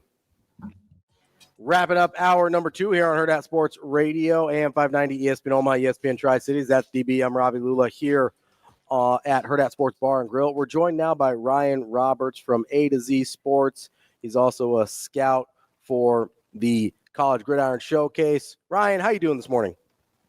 I'm doing well, guys. How are you? Oh, short notice, man. We appreciate you. My producer, I feel bad. He kind of panicked. I'd been asking for you all week, and I just on a humbug during the break, I was like, hey, did you get a hold of Ryan this week? And he's like, hey, we got him at 8:43. And I was like, Shane, we didn't have to grab him this morning. but I appreciate you just being able to hop on with us. I know your elbows deep. Oh, no worries at all. This is my favorite time of the year. So anytime I get to kind of talk out some of my thoughts and just kind of general, feelings on the draft class and everything, I always appreciate you guys having me on for sure. So I'm glad we got you because I know you're paying a ton of attention to the Senior Bowl and everything like that. Before we jump too much into that, I do want to ask you sort of a general draft class question that I asked DB earlier because I'm sitting here and I'm looking at these mock drafts and things like that, and I go, okay, I see people having Travis Hunter going 2 to Cleveland, and I'm trying to figure out, okay, Cleveland's got a decent roster. I don't think it's a bad roster. They do have a bad quarterback situation. If I'm Cleveland, at what point do I have to say, hey, I got to try and get one of these John's money versus I'm going to take Travis Hunter, who I'm not positive. I know some people think he's both the best wideout and the best corner. I'm not positive I don't think he's either. And I'm trying to figure out the balance of how good is my roster versus how good are these quarterbacks if I'm Cleveland. It's a great question. I honestly think Travis Hunter's a little bit of a luxury at number 2, to be honest with you. So that's kind of what I think. Yeah. I think the only train of thought that I have as far as, because I generally right now, I'm not 100% sure how Cleveland feels about either one of these quarterbacks. I don't. Because they're so different, right? Like Shedeur Sanders is more of your in structure, ball gets out pretty fast, maybe doesn't have great tools, but like he's a little bit more consistent, while Cam Ward's the gunslinger, right? Like he's going to make some incredible plays, but then there's going to be some throws and some decisions that just kind of make you want to pull your hair out. So it's a fascinating conversation just between the two of them. I think that I would love to know how Cleveland truly feels about them, because there is a conversation to be had of, is a bridge to 2026 a better idea? It really just comes down to how do they feel about those guys. For me, the only way that I'm passing on a quarterback, though, because I agree with you in the sense of you got to keep taking swings, right? Like if you don't keep taking swings, then you're never going to even take a chance, right? Like it's the, how many shots you're going to miss all the shots that you don't take type of quote, right? At the end of the day. So the only thing that I would do, though, is if I didn't believe in either one of the quarterbacks, I would, if there was an Abdul Carter from Penn State, even a Mason Graham from Michigan, more of a high impact position that I think could just change a little bit of the formula of your team from a toughness perspective, from a dynamic ability, and from a position, honestly, that I just think that matters a little bit more, especially in the edge rusher spot. I'm still kind of dreaming of Abdul Carter and Myles Garrett together. Like, that would be a pretty terrifying thing for opposing quarterbacks. So that would be my only thought process. I don't mind them taking a quarterback, but like some people I know that cover Cleveland Browns, and this is more from the media side of things, there seems to be a lot of thoughts out there that Cleveland is not going to take a quarterback just to take a quarterback. Like, they're going to keep their options open. But I do agree with you in the sense of I do think Travis Hunter's a little bit of a luxury in that spot. If I'm Cleveland, I'm either taking a quarterback or I'm taking someone that can affect the quarterback. Like, that's my only two trains of thought, honestly, in this spot. Okay, so Ryan, if you like a receiver, if Hunter isn't your best receiver in the draft and he's not your best DB, what's the competing phenomenon or the carrot that says you would take him before either one of those other two positions? Well, I think the thought process is this, and it's a little bit of a galaxy brain type of thing, but like it actually is, I think, has some like legitimacy to it, is that the NFL draft, even guys that are assumed to be can't miss prospects, we know that most players can miss because situation either unlocks potential or it completely cripples potential. I mean, we see it all the time.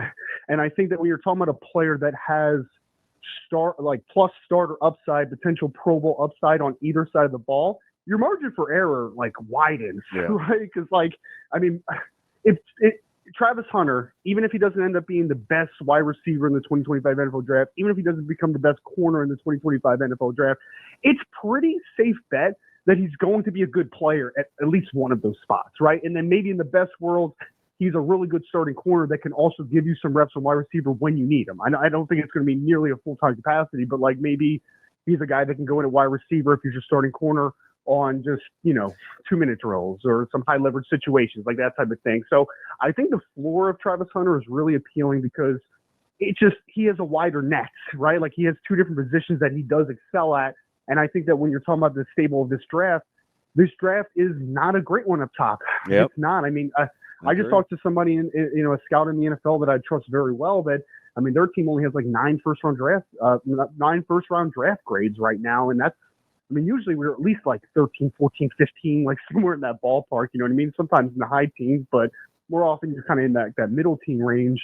And I think that this class is just generally speaking a little bit lackluster up top outside of like Abdul Carter, Travis Hunter, like those types of guys. So I think you're just trying to strengthen your margin for error a little bit and you're trying to get a good football player. And I think that there's a very good chance that Travis Hunter at least becomes that. Ryan, let me ask you about, I'm going to go Nebraska specific here for a second, just because he's come up a couple of times this morning already in other capacities. But give me your thoughts on Tommy Hill as you kind of watch the struggles that he's had over camp. And I was a little surprised, just full-on Nebraska dork covering these guys. The 210, that weight interested me a little bit as a guy that never enjoyed being much over 200. What are you seeing with Tommy Hill? I think it was destined for me to be on this morning, guys, because I literally had a conversation about Tommy Hill yesterday with a scout. Because he said a little bit of the same thing that you just said. It's like he looks like he's running in mud this week a little bit, right? Like it looks like he doesn't have any makeup speed. It looks like he is not able to just kind of cut off, just tight windows. Like he looks slow. Like he looks like he's running in mud. Yeah. And my first impulse I said, was like, why is he 210 pounds? Like, I don't understand. Like, why do you need to be that heavy? You could be you're a big physical corner if you are 6 foot, 200 pounds. Like you don't need to be 210. I don't know why he's at that weight. It's been a struggle. There was even one rep against Higgins from Iowa State, who's a good receiver, right? He's like a 6'4", 215-pound receiver who wins a lot more off of route tempo and consistency, and then obviously his big catch point frame. Like he can play the back shoulder, that type of thing. But there was one rep where he just ran a simple go route, and he left Tommy in the dust. And Higgins is going to run like 4.55 probably. Like he's not a fast guy.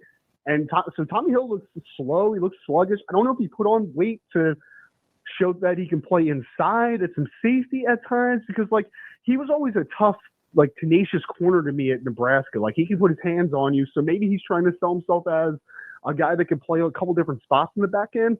Not really sure about it, but like, I hate calling guys losers during these types of weeks because that is a little bit overstated, winners and losers. This is more like a verification process most of the time at these events, but he certainly hasn't helped himself. Like he hasn't, he has looked lackluster. He has not looked fast. The recovery speed is not there. So if I had any recommendation for Tommy, it would be let's cut that weights and get you down to combine and hopefully you run really well and you test well and you look better in the field drills because unfortunately it's just not been a good showing in Mobile. What have you thought about Ty at that size and his explosiveness at the point of attack? I think Ty has been good in team drills. I don't think he's just naturally a guy that is going to ever excel in one-on-ones because I just don't think that's his game, right? Like he's more of a guy that at Nebraska, with the big nose tackle that they have that I'm not even going to pronounce his name because I'm probably going to pronounce it wrong. Nash. Yeah. Let's go with Nash. Those guys inside are physical, good off the line of scrimmage as far as the first step, but they do a lot of the dirty work, man. Like they really do. They leave linebackers uncovered and they play a gap and a half. Like they do a lot of that dirty work stuff. So I'm not shocked that like Robinson wasn't great in the one-on-one pass rush drills because it's just not really what he's asked to do. I mean, like he's a clean athlete. I think he moves pretty well. But when the team drills and those like 9-on-7s and inside run, like that type of stuff, I think he's looked pretty good. For me, like Robinson's going to be a kid that's going to be drafted on day 3. And I think he's going to play in the NFL for a pretty long time. He's going to be a guy that's more consistent on the early downs, the obvious running situations. But I'm not shocked because this is the unfortunate part of this industry is some people, a lot of people actually, will just hyper-focus on the one-on-ones. Yeah. And, like, I get it, right? It's fun. It's cool. You isolate traits. Like, it's fun. But at the end of the day, the scouts are going back and they're watching a lot more of the 9-on-7, the team, like those types of things because that's football, right? Like, you are one-on-one in a lot of capacities at times, but there's a lot of times, especially as a defensive tackle, where you're not one-on-one. You need to be able to work through chaos. You need to be able to angle against double teams. You need to do those little things. And I think Ty does those things well. I just don't think that he's built necessarily to be a winner, quote unquote, during one-on-one pass rush drills. Who's wide receiver 1? I think it's Luther Burden for me. I think there's a fascinating conversation between him and Tedoroa McMillan out of Arizona. They're very different. Luther is much more, I keep comparing him to Golden Tate. Like, that's who I see when I watch him play. I think he's explosive. I think he can work after the catch. I think he plays his best ball from the slot. But I do think he's a lot tougher than he looks, right? Like, you kind of just look at a kid that's probably going to be that guy and a guy that's not going to work at the catch point. But then he does have some toughness. Like, you'll see him elevate. You'll see him fight through traffic. Tedoroa is the complete opposite. I mean, that kid's going to be 6'4 plus. He's going to be 215 pounds. He is your catch point dynamo, back shoulder guy. But then he's not incredibly explosive. I don't think he's going to create like a ton of big plays down the field. So I think it's a fascinating conversation. I just, in today's game with how we want to manufacture and create and then manipulate space at such a high level, I value Luther Burden a little bit more. And then honestly, like in the scouting world, you kind of learn from past mistakes and kind of the evolution of an evaluator. And a lot of these catch point guys have been some of my biggest misses. I mean, like it really has, like Laquan Treadwell and those types of guys, right? Where I'm like, oh, I don't care if he can't separate well. He's so good in the air. But then in the NFL, windows get tighter. They get smaller. So that winning at the catch point is just it's not incredibly translatable when you can't win in a ton of, in another area, at least one other area, maybe 2 other areas. So I kind of struggle with Tedoroa McMillan. I like him, but I don't love him. I think Luther Burden's game kind of translates a little better than the NFL, in my opinion. Fantastic, as always. Ryan Roberts, A to Z Sports. Make sure you keep that cell phone number saved from Shane here because we'll be calling Combine. We'll be calling for NFL drafts. So we'll talk to you again soon, Ryan. Thanks, Ryan. Sounds good. Thank you, guys. All right, buddy. More Hurrdat Sports Radio coming up next. Kicking off hour number 3 here on Hurrdat Sports Radio, presented by Centris Federal Credit Union. That's DB. I'm Ravi Lulla. We are joined now by Mike Sautter from Hurrdat Sports and NEBPreps. What's going on, Mike? What's going on? Mute. I think we got it again. I hope not. He usually has his buttons right. Try it again, Mike. What do you want me to do? Yep, I think it's we got another problem here, Shane. Okay, I'll call him. Hey, just call him, but see if we can still look at him like we do Verz. Yeah, Mike, we'll leave him on the video. Stay in the stream here, Okay. Mike, but we're going to call you on the phone. we'll start with Nebraska basketball here in a second when we get a hold of Sautter, because there was some stuff. There's some meat left on that bone I want to talk about from the game last night. Both Maze, weird. I can hear him. Sean, I can hear him. Yeah, everybody can hear him. It's except gotta us. be. It's gotta be us. It's literally just us. I don't know what's happening. We're 0 for 3 today. Bobby Digital. Bobby Digits. Bobby can hear him. Got Bobby Digits. There we go. No, I think there's some interesting things. My man's holding the phone like he's with the feds. He's like Schefter. He's getting a tip right now. This is like Mike Jerome Bauer, 24. I think that's Jack. Was it Jack? Yeah. All right. So now you got to turn down your computer over there, Jerome. I turned it off. Hi, buddy. How we doing? Bye. I'm doing good. I had some coffee this morning, and the alternative to orange tang. Wait, you know that? The alternative to orange tang?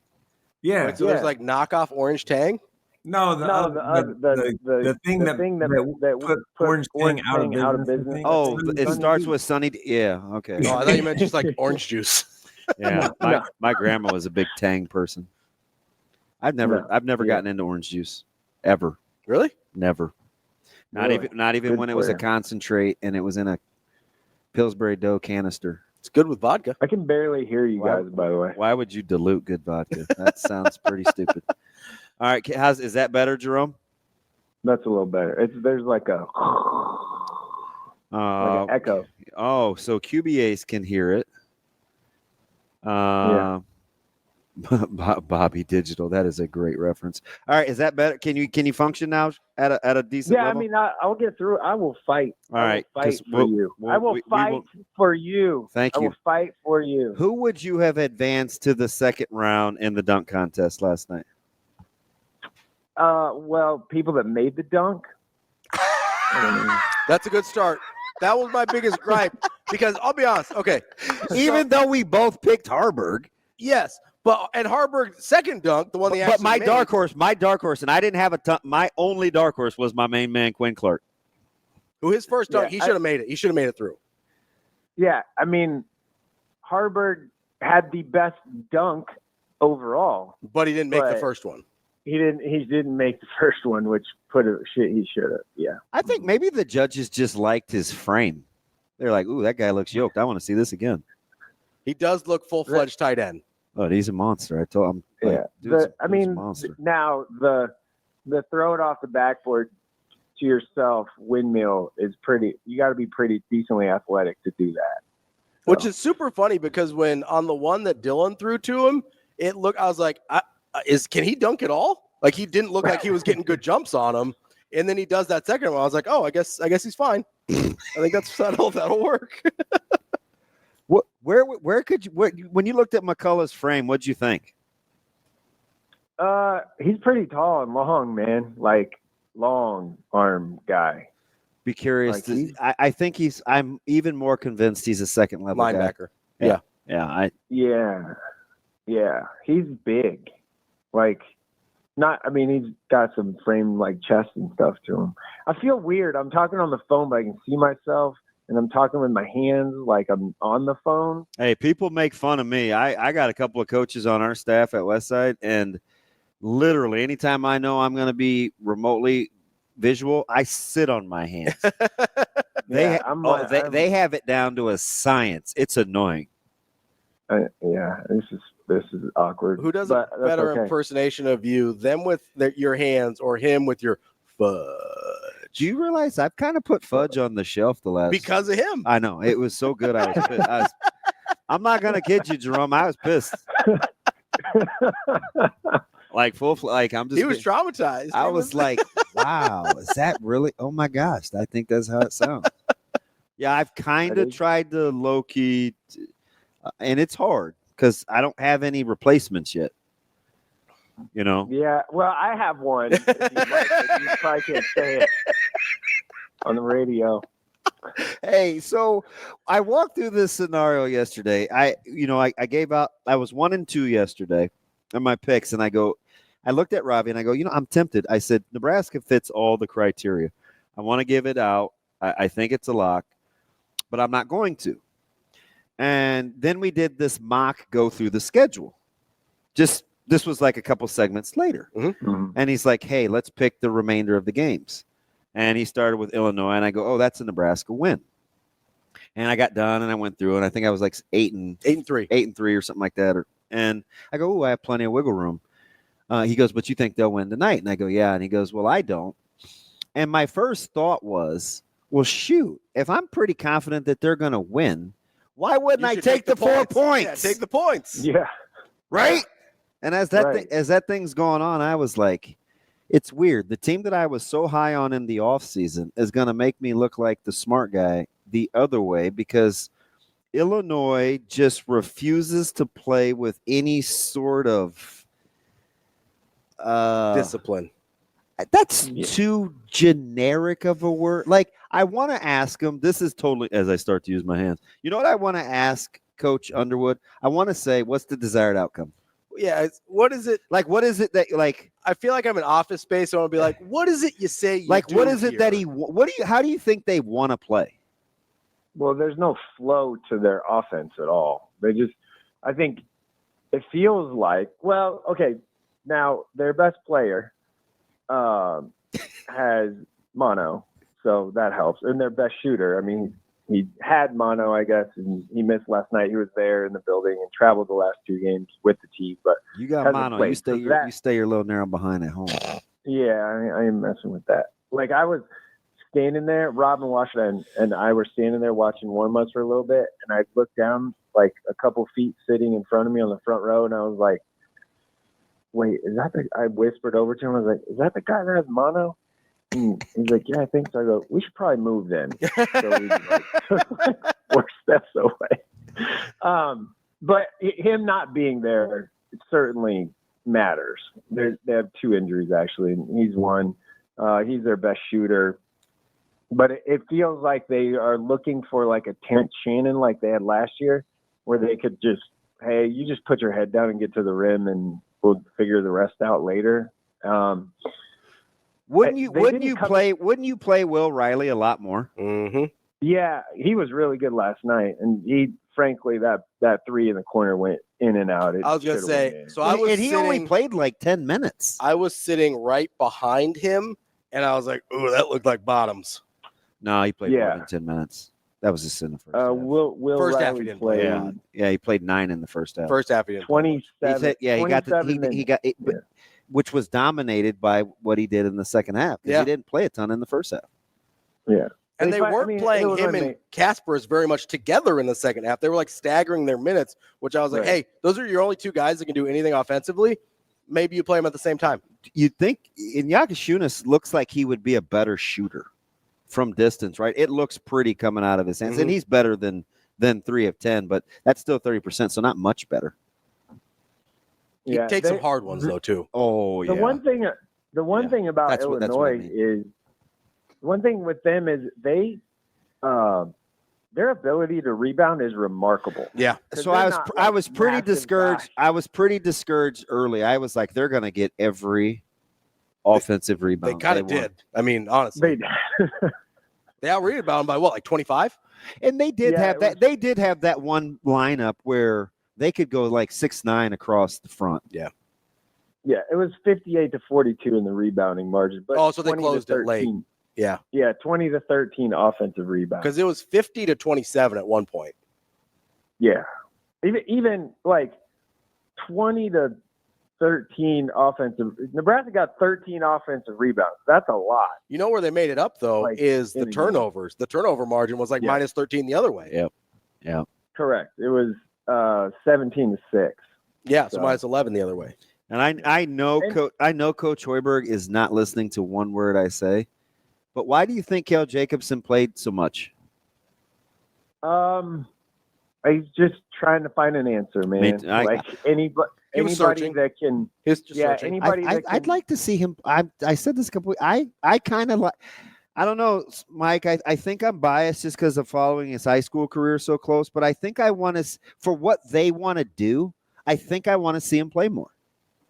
Yeah, well, he can play. He's obviously not going to like shoot the wide open 3 that he had last night, but he can play defensively. He can be the 2-3-4 or something like that. I mean, they can use him a bunch of different ways, and using him in spurts is perfect. Like, and starting Sam kind of moved him up a little, I think. Yep. And you're not playing Mia, so that was one less body, even though it's a much different position. But so yeah, the Mia thing is very interesting. Like, at what point? So you waited until now to decide that a guy that's 7'2" and can't block a shot and can't make a shot really outside of a dunk wasn't going to be able to help you win games in the Big Ten? Like, you waited until after you lost 4 in a row in the Big Ten? I mean, maybe we'll see him again, but even at the beginning of the year, I don't know if you guys remember this. I said, "Hey, like, I thought you were a little harsh." And then here I was last week saying, "Yeah, it might have been right." No, I was like, "Well, yeah, but indirectly, I didn't reference Jerome." Yeah. I was like, "I don't think you can play that guy. I don't think you can't play him. He's not giving you any toughness." So here's my question. No. Go ahead, Sautter. And I was going to say that eventually they were going to go to the small lineup with like Verghese at the 5. Well, they've gone with a smaller lineup, just Andrew Morgan at the 5, Verghese coming off the bench last night, which it worked, and Jawan at the 4, right? Like, the lineup was smaller because then you had Raleigh and Bryce. I mean, it kind of worked. It was just good to see Morgan get to 30 minutes. I thought Jawan at the 4 worked really well. Like, that's sort of, I get he's undersized, but for his skill set, that's sort of what he is. He's a 4. He played he needs to do those dirty. Yeah, he played his. He did really hard. Great defensively, no 3-point attempts. Like, he played really well. Yeah. Here's my question though, Sautter. So, like, at what point, what was Raleigh Wooster doing? Like, what do you mean? I mean, why was he taking 7 3-points? When he finally made one, like, what is he doing? He made one. I think, against Wisconsin on Sunday, and I think that probably gave him some extra confidence. In front of the one bench. The one thing that he didn't do last night was try and like back people down in the post. So that's a positive, right? I mean, it wasn't nearest. I know you're kind of joking, but not really. Like, it wasn't near as sticky. No, yeah, the ball moved around a bunch. Like, it was, the offensive was good, and Raleigh played pretty well coming off the bench against Wisconsin. He was the only person that had a positive plus minus that played more than 3 minutes. No, there's a role for Raleigh. he's a 20% 3-point shooter. Like, what's he doing taking 7? Yeah, he's not. But if he's open enough, you take it. There's a reason he's open. Right. Exactly. Like, they're playing him like he's a center. You got to keep him honest a little bit, like just a little bit. He's fine. Like, in this role he's in, if he's not, he can be the primary ball handler. He cannot be. I think coming off the bench really kind of reset things. It felt like for him against Wisconsin. Then last night I think he played decent. Right, he made some plays and did some stuff. That's just kind of who he is. I got the best of both worlds, too, because I was cheering my brains out for Ohio State. They've now won 3 in a row, which keeps Penn State at 3 wins. I'm to the point now, Jerome, where I'm literally just trying to start with teams that Nebraska can track down from at the bottom. Yeah. Just, baby steps. Oregon laid an egg last night. They looked awful doing it. Against my UCLA Bruins. Yeah, Team Ravi here for Team McCronin. But 5 in a row, baby. So now all of a sudden, did I pick a win? I said they beat Oregon. Yeah, you said. Oregon looks pretty gettable. Yeah. What do you think? What do you think's going on with DA? Or they're going to be really pissed off. Yeah, but they're kind of. Listen, they're not playing very well. If this is one of those like vintage Dana Altman things, where like they're gonna hit a little lull until close to tournament time, and then they take off. Yeah. They like go in this little thing, like little bitty mini slump, like lose a couple, look terrible, and then in late March, you're like, wait, they're really good. Oh yeah, that's right, they were really good at the beginning of the year, whatever. So it feels like it's one of those like bumpy rides, and this is just a little bump that he's on. They're still very good, and Nebraska needs to find a way to win on the road, frankly, outside of Omaha. So it's hard. Now, you want to talk about teams to track down? Ohio State is one of those. But they've won 3 in a row since the 3-game skid, though. Right, but you have an opportunity because you play them twice. Yeah. Can you get them? I think they're different since Michi quit or whatever happened, stepped away or whatever. Yeah, you could say quit. I think that's fair. I don't know. Maybe it was like, hey, take some time away. We're talking with Mike Sautter, Hurrdat Sports, NEBPreps. I still think Ohio State's pretty good. They are. I'll say you've been riding that Ohio State bandwagon. I think they're pretty good. What were we going to ask him? I was just going to switch over to preps here with Sautter. We got some big ones this weekend, Jerome. About 6-7 minutes left here with you, Mike. Where are you heading this weekend? Tonight I will be my game of the week is Norris at Pius. So I will watch Norris for 2 weeks in a row on my game of the week. They won the fan vote over Prep and Millard North. That's at Prep too. Do you think people do know Norris is 16-1, right? Yeah, Norris is pretty good. Yeah, and again, I told this to Ravi about 3 weeks ago. They're not going anywhere either because they got a good young group. And they also have none of these guys graduate either. So they're going to be really good next year. And the year after. Yeah. they're not leaving anytime soon. But I saw them last week against Bennington, which was a really fun game, up and down, and teams just kind of making shots and players making shots. So watching them at Pius, it's like a pink out thing. So I'll be there tonight. And then tomorrow I'll be actually at Denver at UNO or Omaha, excuse me. So no high school for me tomorrow, just this one game tonight. Well, how are you not going to go watch West Side and Central? I mean, come on. When is that? Tomorrow? Yeah, because I think Central's got Scut tonight. Yeah, Central Scott tonight is the doubleheader, girls and boys. So that could be good. Both of those could be pretty fun. What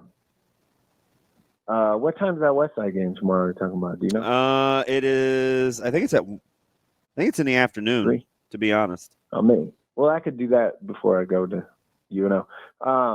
You got recruits coming in? Unofficial visit for the game. I will be in Chicago. I was gonna say people won't even be there. Oh. Can't blame me this time. Oh, all right. You got the wrong school too with what's going on out here. Wow, we're just watching the paint dry. Mike, so how? I know you're headed out to Omaha tomorrow. How big is that one after they finally got their winning streak snapped? They're trying to get back on the right track. Hey, that was the most gut-wrenching, slow motion 14-point lead debacle ever. Because even when they peed it away and it was like 81-80, I was like, they're still gonna find a way to win. Yeah, when I was sitting, me and like 300 of my friends were sitting there watching the game in Vermilion the other night. There might have been 300, but. This is just a random coincidence. So I was at Nebraska when they lost to Iowa. It was a 15-point game with 14:56 left, right? At Omaha, South Dakota was a 15-point game with 14:56 left. Same exact time on the clock, same number. Both leads lost on the road. And the games both got into the 90s to 80s thing, which at that point you wouldn't have thought was going to happen either.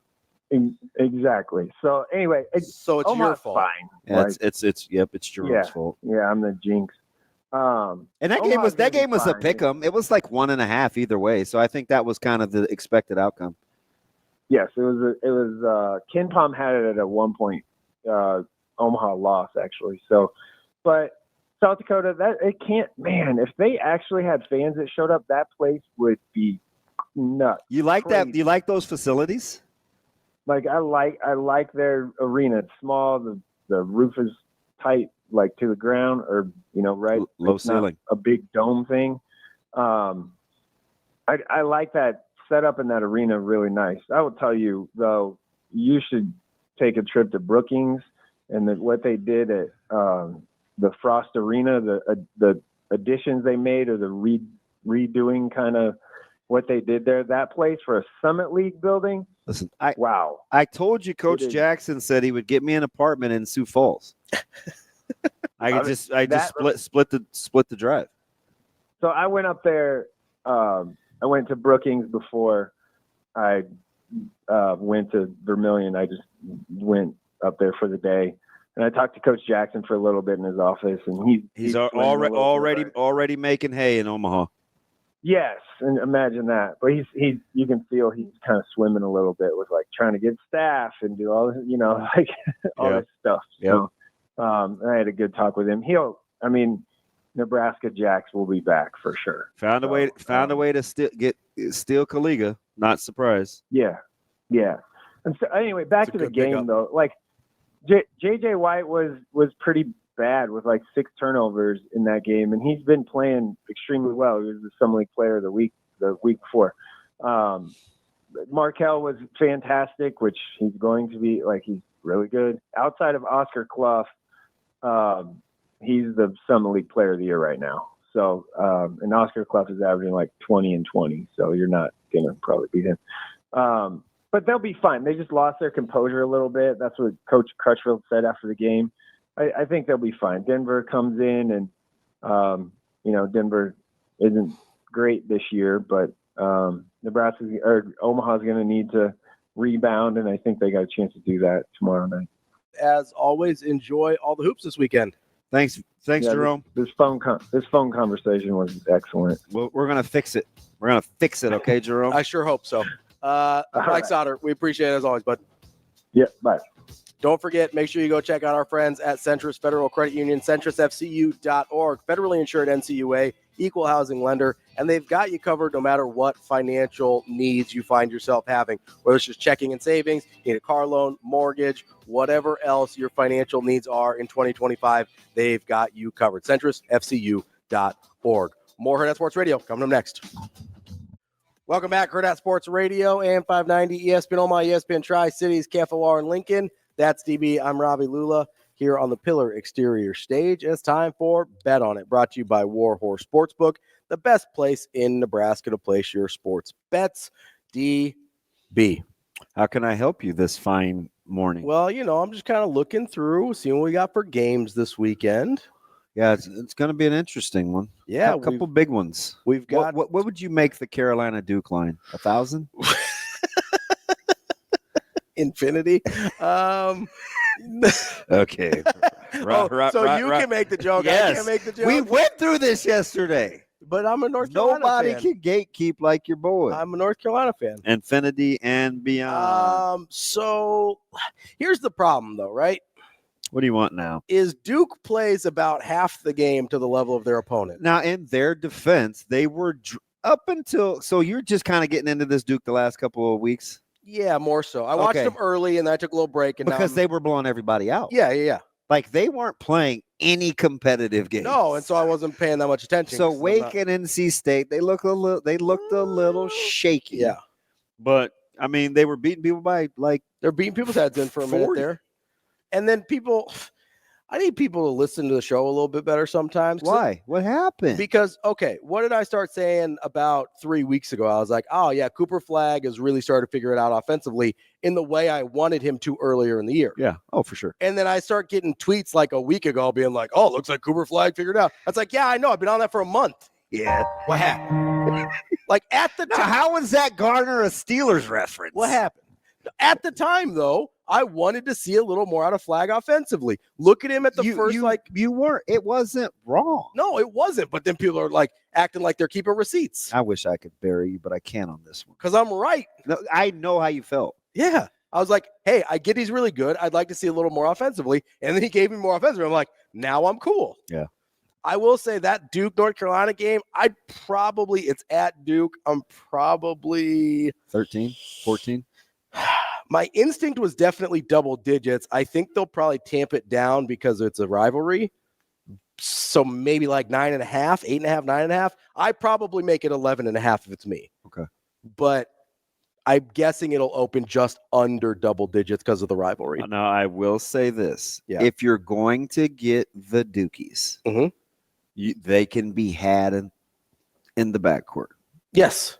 Yeah. So, but Carolina, and I know Hubert's going to try it. Hubie. Because all of a sudden it's super smart. He'll play like 4 guards. I still don't know if they could. I just don't think they have. The only way they can win that game is to keep it in the. It can't get above low 70s. No, absolutely not. They cannot outscore like Duke. Low 70s. They cannot outscore Duke. That is a thing.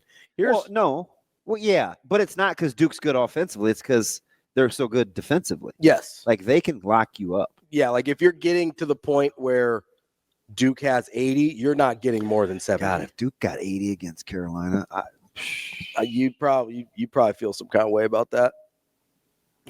Yeah.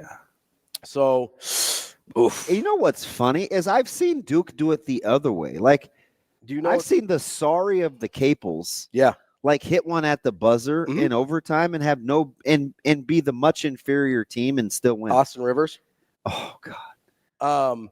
Sorry, not to bring up old stuff, but yeah, fan. I'm a fan. I am. That's why I'm mad about the Austin Rivers thing. You were in such glory of your fandomhood that you remembered Austin Rivers. I was so mad about it. That was deep. That last 3 minutes of that game was the ultimate wet the bed. So, you want to guess what the Ken Palm number is on this one? So Ken Palm is analytics. It's going to be statistically driven.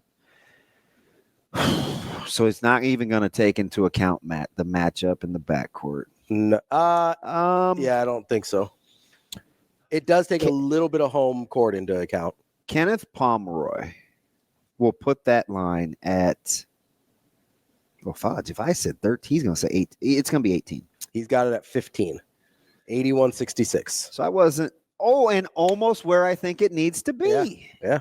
Okay. 81-66. Wow. He's got Duke as a 92% chance to win that game. Yeah, I would have not given Carolina 8%. I'm not just being like the anti guy. I know, but it's. I'm the guy that told you the line against Pitt should have been 7, and I watched them win by 8. Yeah, that's okay. So another marquee matchup. Are you sure it's not Drexel? Oh, and why can't I get on the right side of Hofstra? I don't know. But hey, so quietly, like if you I will say this about this segment: if you listen to us just process enough and make your own decisions. Like, you're still going to be good. You're going to get good info. Because guess what the other one was? Elon. No. Which one? Which one did I process through? I mean, you processed through Nebraska, Illinois. William and Margaret. Yeah, William and Mary. And I told you, the line against Campbell stunk to high heaven. Yep. Yeah, Campbell drubbed them. Because I went on my Campbell Camels. Yeah, and William and Margaret. Yeah. It was 7-1 in the conference at the time. Yeah. Yeah. You said that stunk to high heavens. By the way, guess what? What? Do you know who the Coastal Conference is connected to television-wise? Who? Right in my wheelhouse because of wrestling. Flow. Oh. Yeah. Yep. Big Coastal Flow guy. Love that. Well, you know who I'm connected to? Big East. They've also got, well, it looked like it was going to be a good matchup. Now I don't know what to do with Marquette and UConn because UConn is a little bit on the struggle bus. I'm telling you, it's whenever they get ready, though. What do you mean? Like, they're always going to be capable. Sure. Yeah. But they're basically playing 500 ball their last 6, going every other. Yeah, Creighton sent them to the skids. Not playing real well. Well, they lost to Nova before that. Yeah, that was a toss-up, though. It was. And then I took Nova, and you laughed. I laugh at most of these because they sound absurd. The Minnesota-Michigan one still makes me mad. Don't be. I mean, it's dumb. It's okay. Like, congratulations, but I'm still mad Drexel but it's dumb. Couldn't find a way after the miraculous getting it to once it got to 80-80 in regulation. I was like, man, the Dragons on the hunt. What are you making UConn at Marquette? UConn at Marquette is Marquette -6. What do you think that Ken Palm has it at? I know he likes UConn. 3. He's got it at Marquette by 8. Okay. Well, I'm not. That's pretty good, DB. Yeah. The 6 is good. Yeah. I'm surprised you went the other way on Ken Palm. He does like the metrics do like UConn though. Connecticut. Yeah. The Huskies. I used to say that when I was little. That's because you have to remember how to spell it. Connecticut. What happens with? That's probably why you pronounce the R in February. If you. Okay, library. Where you get your books? The library. I'm gonna defer to you on February since it's Black History Month. I'm gonna let you have that one. Again, the shortest amount of days, the coldest month, and the one in which I'm least apt to use charcoal. Great. Thanks for letting me have that. Well, Appreciate it. You're not getting much else in February with the weather and the charcoal. Part of the repercussions. The repercussions? So do you probably better in July though, isn't it? I mean, no, I'd much take July. Really? No, but they didn't want to be too. Didn't want to be too generous because we already got Juneteenth, and that was the month before. Not use charcoal getting greedy over here, getting June and July. Come on, man. I can't say it. What would you make Indiana and Purdue tonight? So that's the one I'm looking at right now because it's gaudy. I think Indiana's bad. I know you do. You know how I feel. They're obviously the worst 14-7 team in the country. You know how I feel about one Michael J. Woodson. But I try to tell you Purdue's good. And you keep telling me you're not sure. Every time I watch them, I'm just like, meh. They do. I will say this. Every time I go on that tangent, they play just okay. Yeah, they kind of went. So I'm like, right that's why he won't believe me. It's really true. Does 12 seem heavy? A little. I probably would have gone just under double digits. I probably would have gone like 8.5, 9.5. But the number and Ken Palm are in agreement here, right at 12. Oh, right on. My man Kenneth Pomeroy is right on it. What do you? Are there any plays you like tonight? Yeah, lock it up. Who are we locking up? Shane, whatever your rent is, and a 2,000 unit play. No, I'm just teasing. What do we got? I don't know what that means. Yeah, usually only go up to never mind. It doesn't matter. I'm going with. You only go up to 100. Yeah, because a unit is like a percentage of your working capital on it doesnit doesn't matter. Who are your locks? Yeah, so Shane, if you're $1 better and it's a 100 unit play, you'd have to bet $100. No, yes, it is. It depends on what your payroll or what your roll is. If your roll is $1, a 100 unit play is $1. Like 100 units is 100% of your bankroll. Is it the bankroll or what you play? It's your bankroll. A unit is a percentage of your bankroll. I thought a unit is what you play. No. Are you sure? Yes. I don't know. What are your locks? Just one. What do we got? It's Dayton. The Flyers. Yes. Like the Mighty Ducks? Yes. Flying. Catching a point on the road. Man, go Dayton. That's bet on it. Terrible public school system. Great place to lay a wager. That is bet on it, brought to you by Warrior Sportsbook. Matt Vrzal coming up next. Wrapping up the show and the week as we always do here on Hurrdat Sports Radio with our guy Matt Vrzal, former Husker and owner of Paisan's Pizzeria. What's up, Verse? Hey, we're talking to you, Ding-a-ling. Can you hear? As he gives this look. Matt, is your phone on? Like, what are you doing? I don't know what's happening right now. Shane. Is he on the phone? Does he know that he's on the phone? Verge, you there? He's there now. Oh, he just lobbed me. This dude just lobbed me the bird. What a Dean Blandine. Now, what was that for? Just a casual bird. Because it didn't do the buzz-in. There was no intro. There was no nothing. Well, we did the whole Matt thing and all of that. Didn't hear it. Shane. So lob Shane the bird, not me. He's not on camera. Yeah, we put Shane on camera. No, we just had this in our meeting on Tuesday. Oh, come on, Shane. As we try to blow this platform up, and the whole thing started with, now Shane, are you going to be okay being on camera? I was like, who gives a crap what Shane thinks? Like, if he needs to be on camera, then he needs to be on camera. Why the f*** is Shane walking in there? Yeah, Your inability to acknowledge Shane as a valued member of the team is very disheartening. That is so not true. I've never done this job without Shane. Shane didn't sign up to be on the thing. Shane signed up to do the buttons. Shane, all you just do the buttons. Hey, you can't That's what he likes. We got Bobby Digital and we got Shane Buttons. Yeah, that's what Shane wants to do. Just let the man be there. He doesn't like being on camera like you do. No, that's a lie. Shoot, that's a lie. Look at you getting all embarrassed now. Hey, no, I'm laughing at my guy. So, our buddy just hit me up. He's making fun of the little kid words I use. And we won't have to say his name in case we don't have to put him on blast. But who are we just talking about that you used to get jalapenos from? DJ. Yeah. The habaneros. I just said you don't have to say his name in case he doesn't want to be on blast. Listen, man, we're adults. You can say his name. It's fine.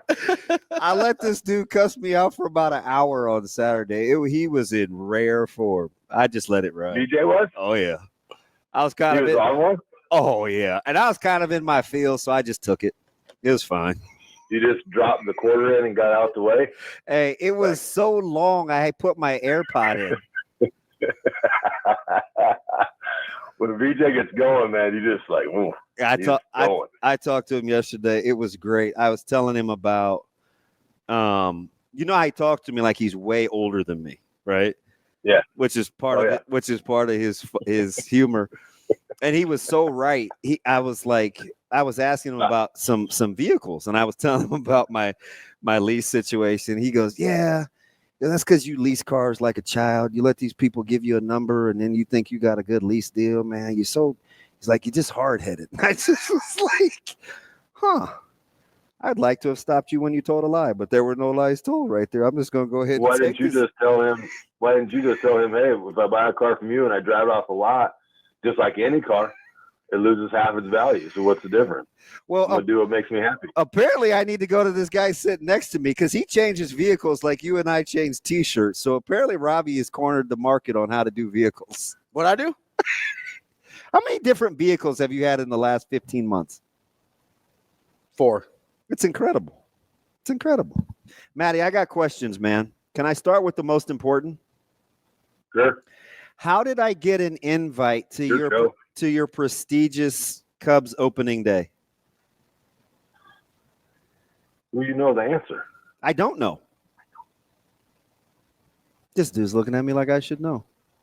I don't know. Does he really like me like that? Because I would not know that. We are building customer relations at City Bank and Trust, of which you are a customer. Oh, this is one of the benefits of being a customer. Dude, I think I've been City Bank and Trust out of Crete, Nebraska. I've been so on point. He's got to be like, this dude is the deal. this and the benefit. Listen, you really missed out on the boat because when the benefit package started like 29 years ago, it was robust. Oh, yeah. If you even motioned toward your wallet, they got mad at you. Now the banking rules have changed, so it's a little different. But, yeah. So what would one have to budget, generally speaking, for a Cubs opening day vacation? You'll be fine. Just bring your ass. That's all you got to do. Take it to it.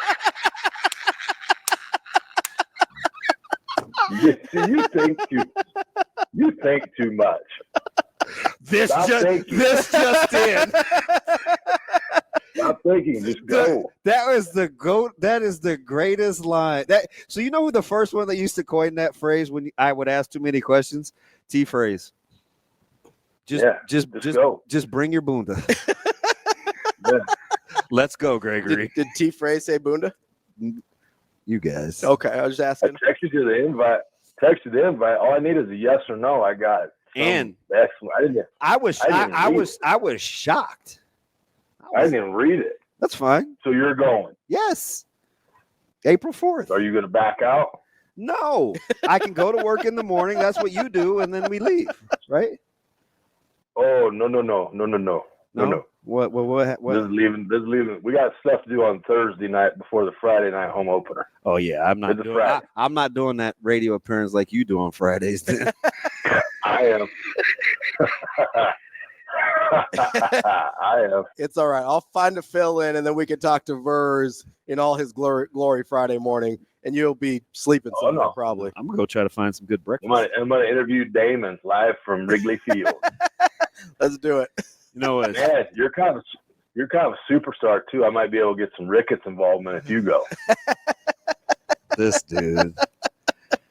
Matt, hey, so can I ask you something about if you wanted to keep, you love business, if you wanted to keep generating revenues for the spring game, but not have a spring, but not do like the spring game, what would you do? Would you do like the kind of the all-star thing, or let you ugly big guys go be athletes and do something fun, or like, what would you do? Do they want to get rid of the spring game? I can't. Right. Yeah, I would eliminate that, number one, and I would go play a game. Oh, just you're gonna make the money anyway, right? And you know the structure, you know the setup. It's 1-0 versus 1D, 2-0 versus 2D.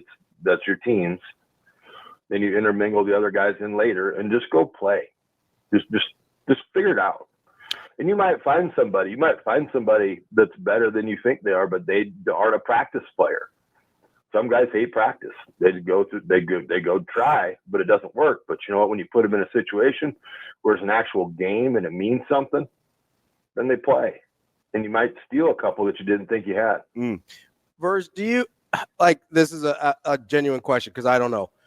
Is there a bigger risk in your mind of injury at a spring game versus a spring practice, or like what's the consternation about the actual game? Yeah, you just want to call it a practice and move on.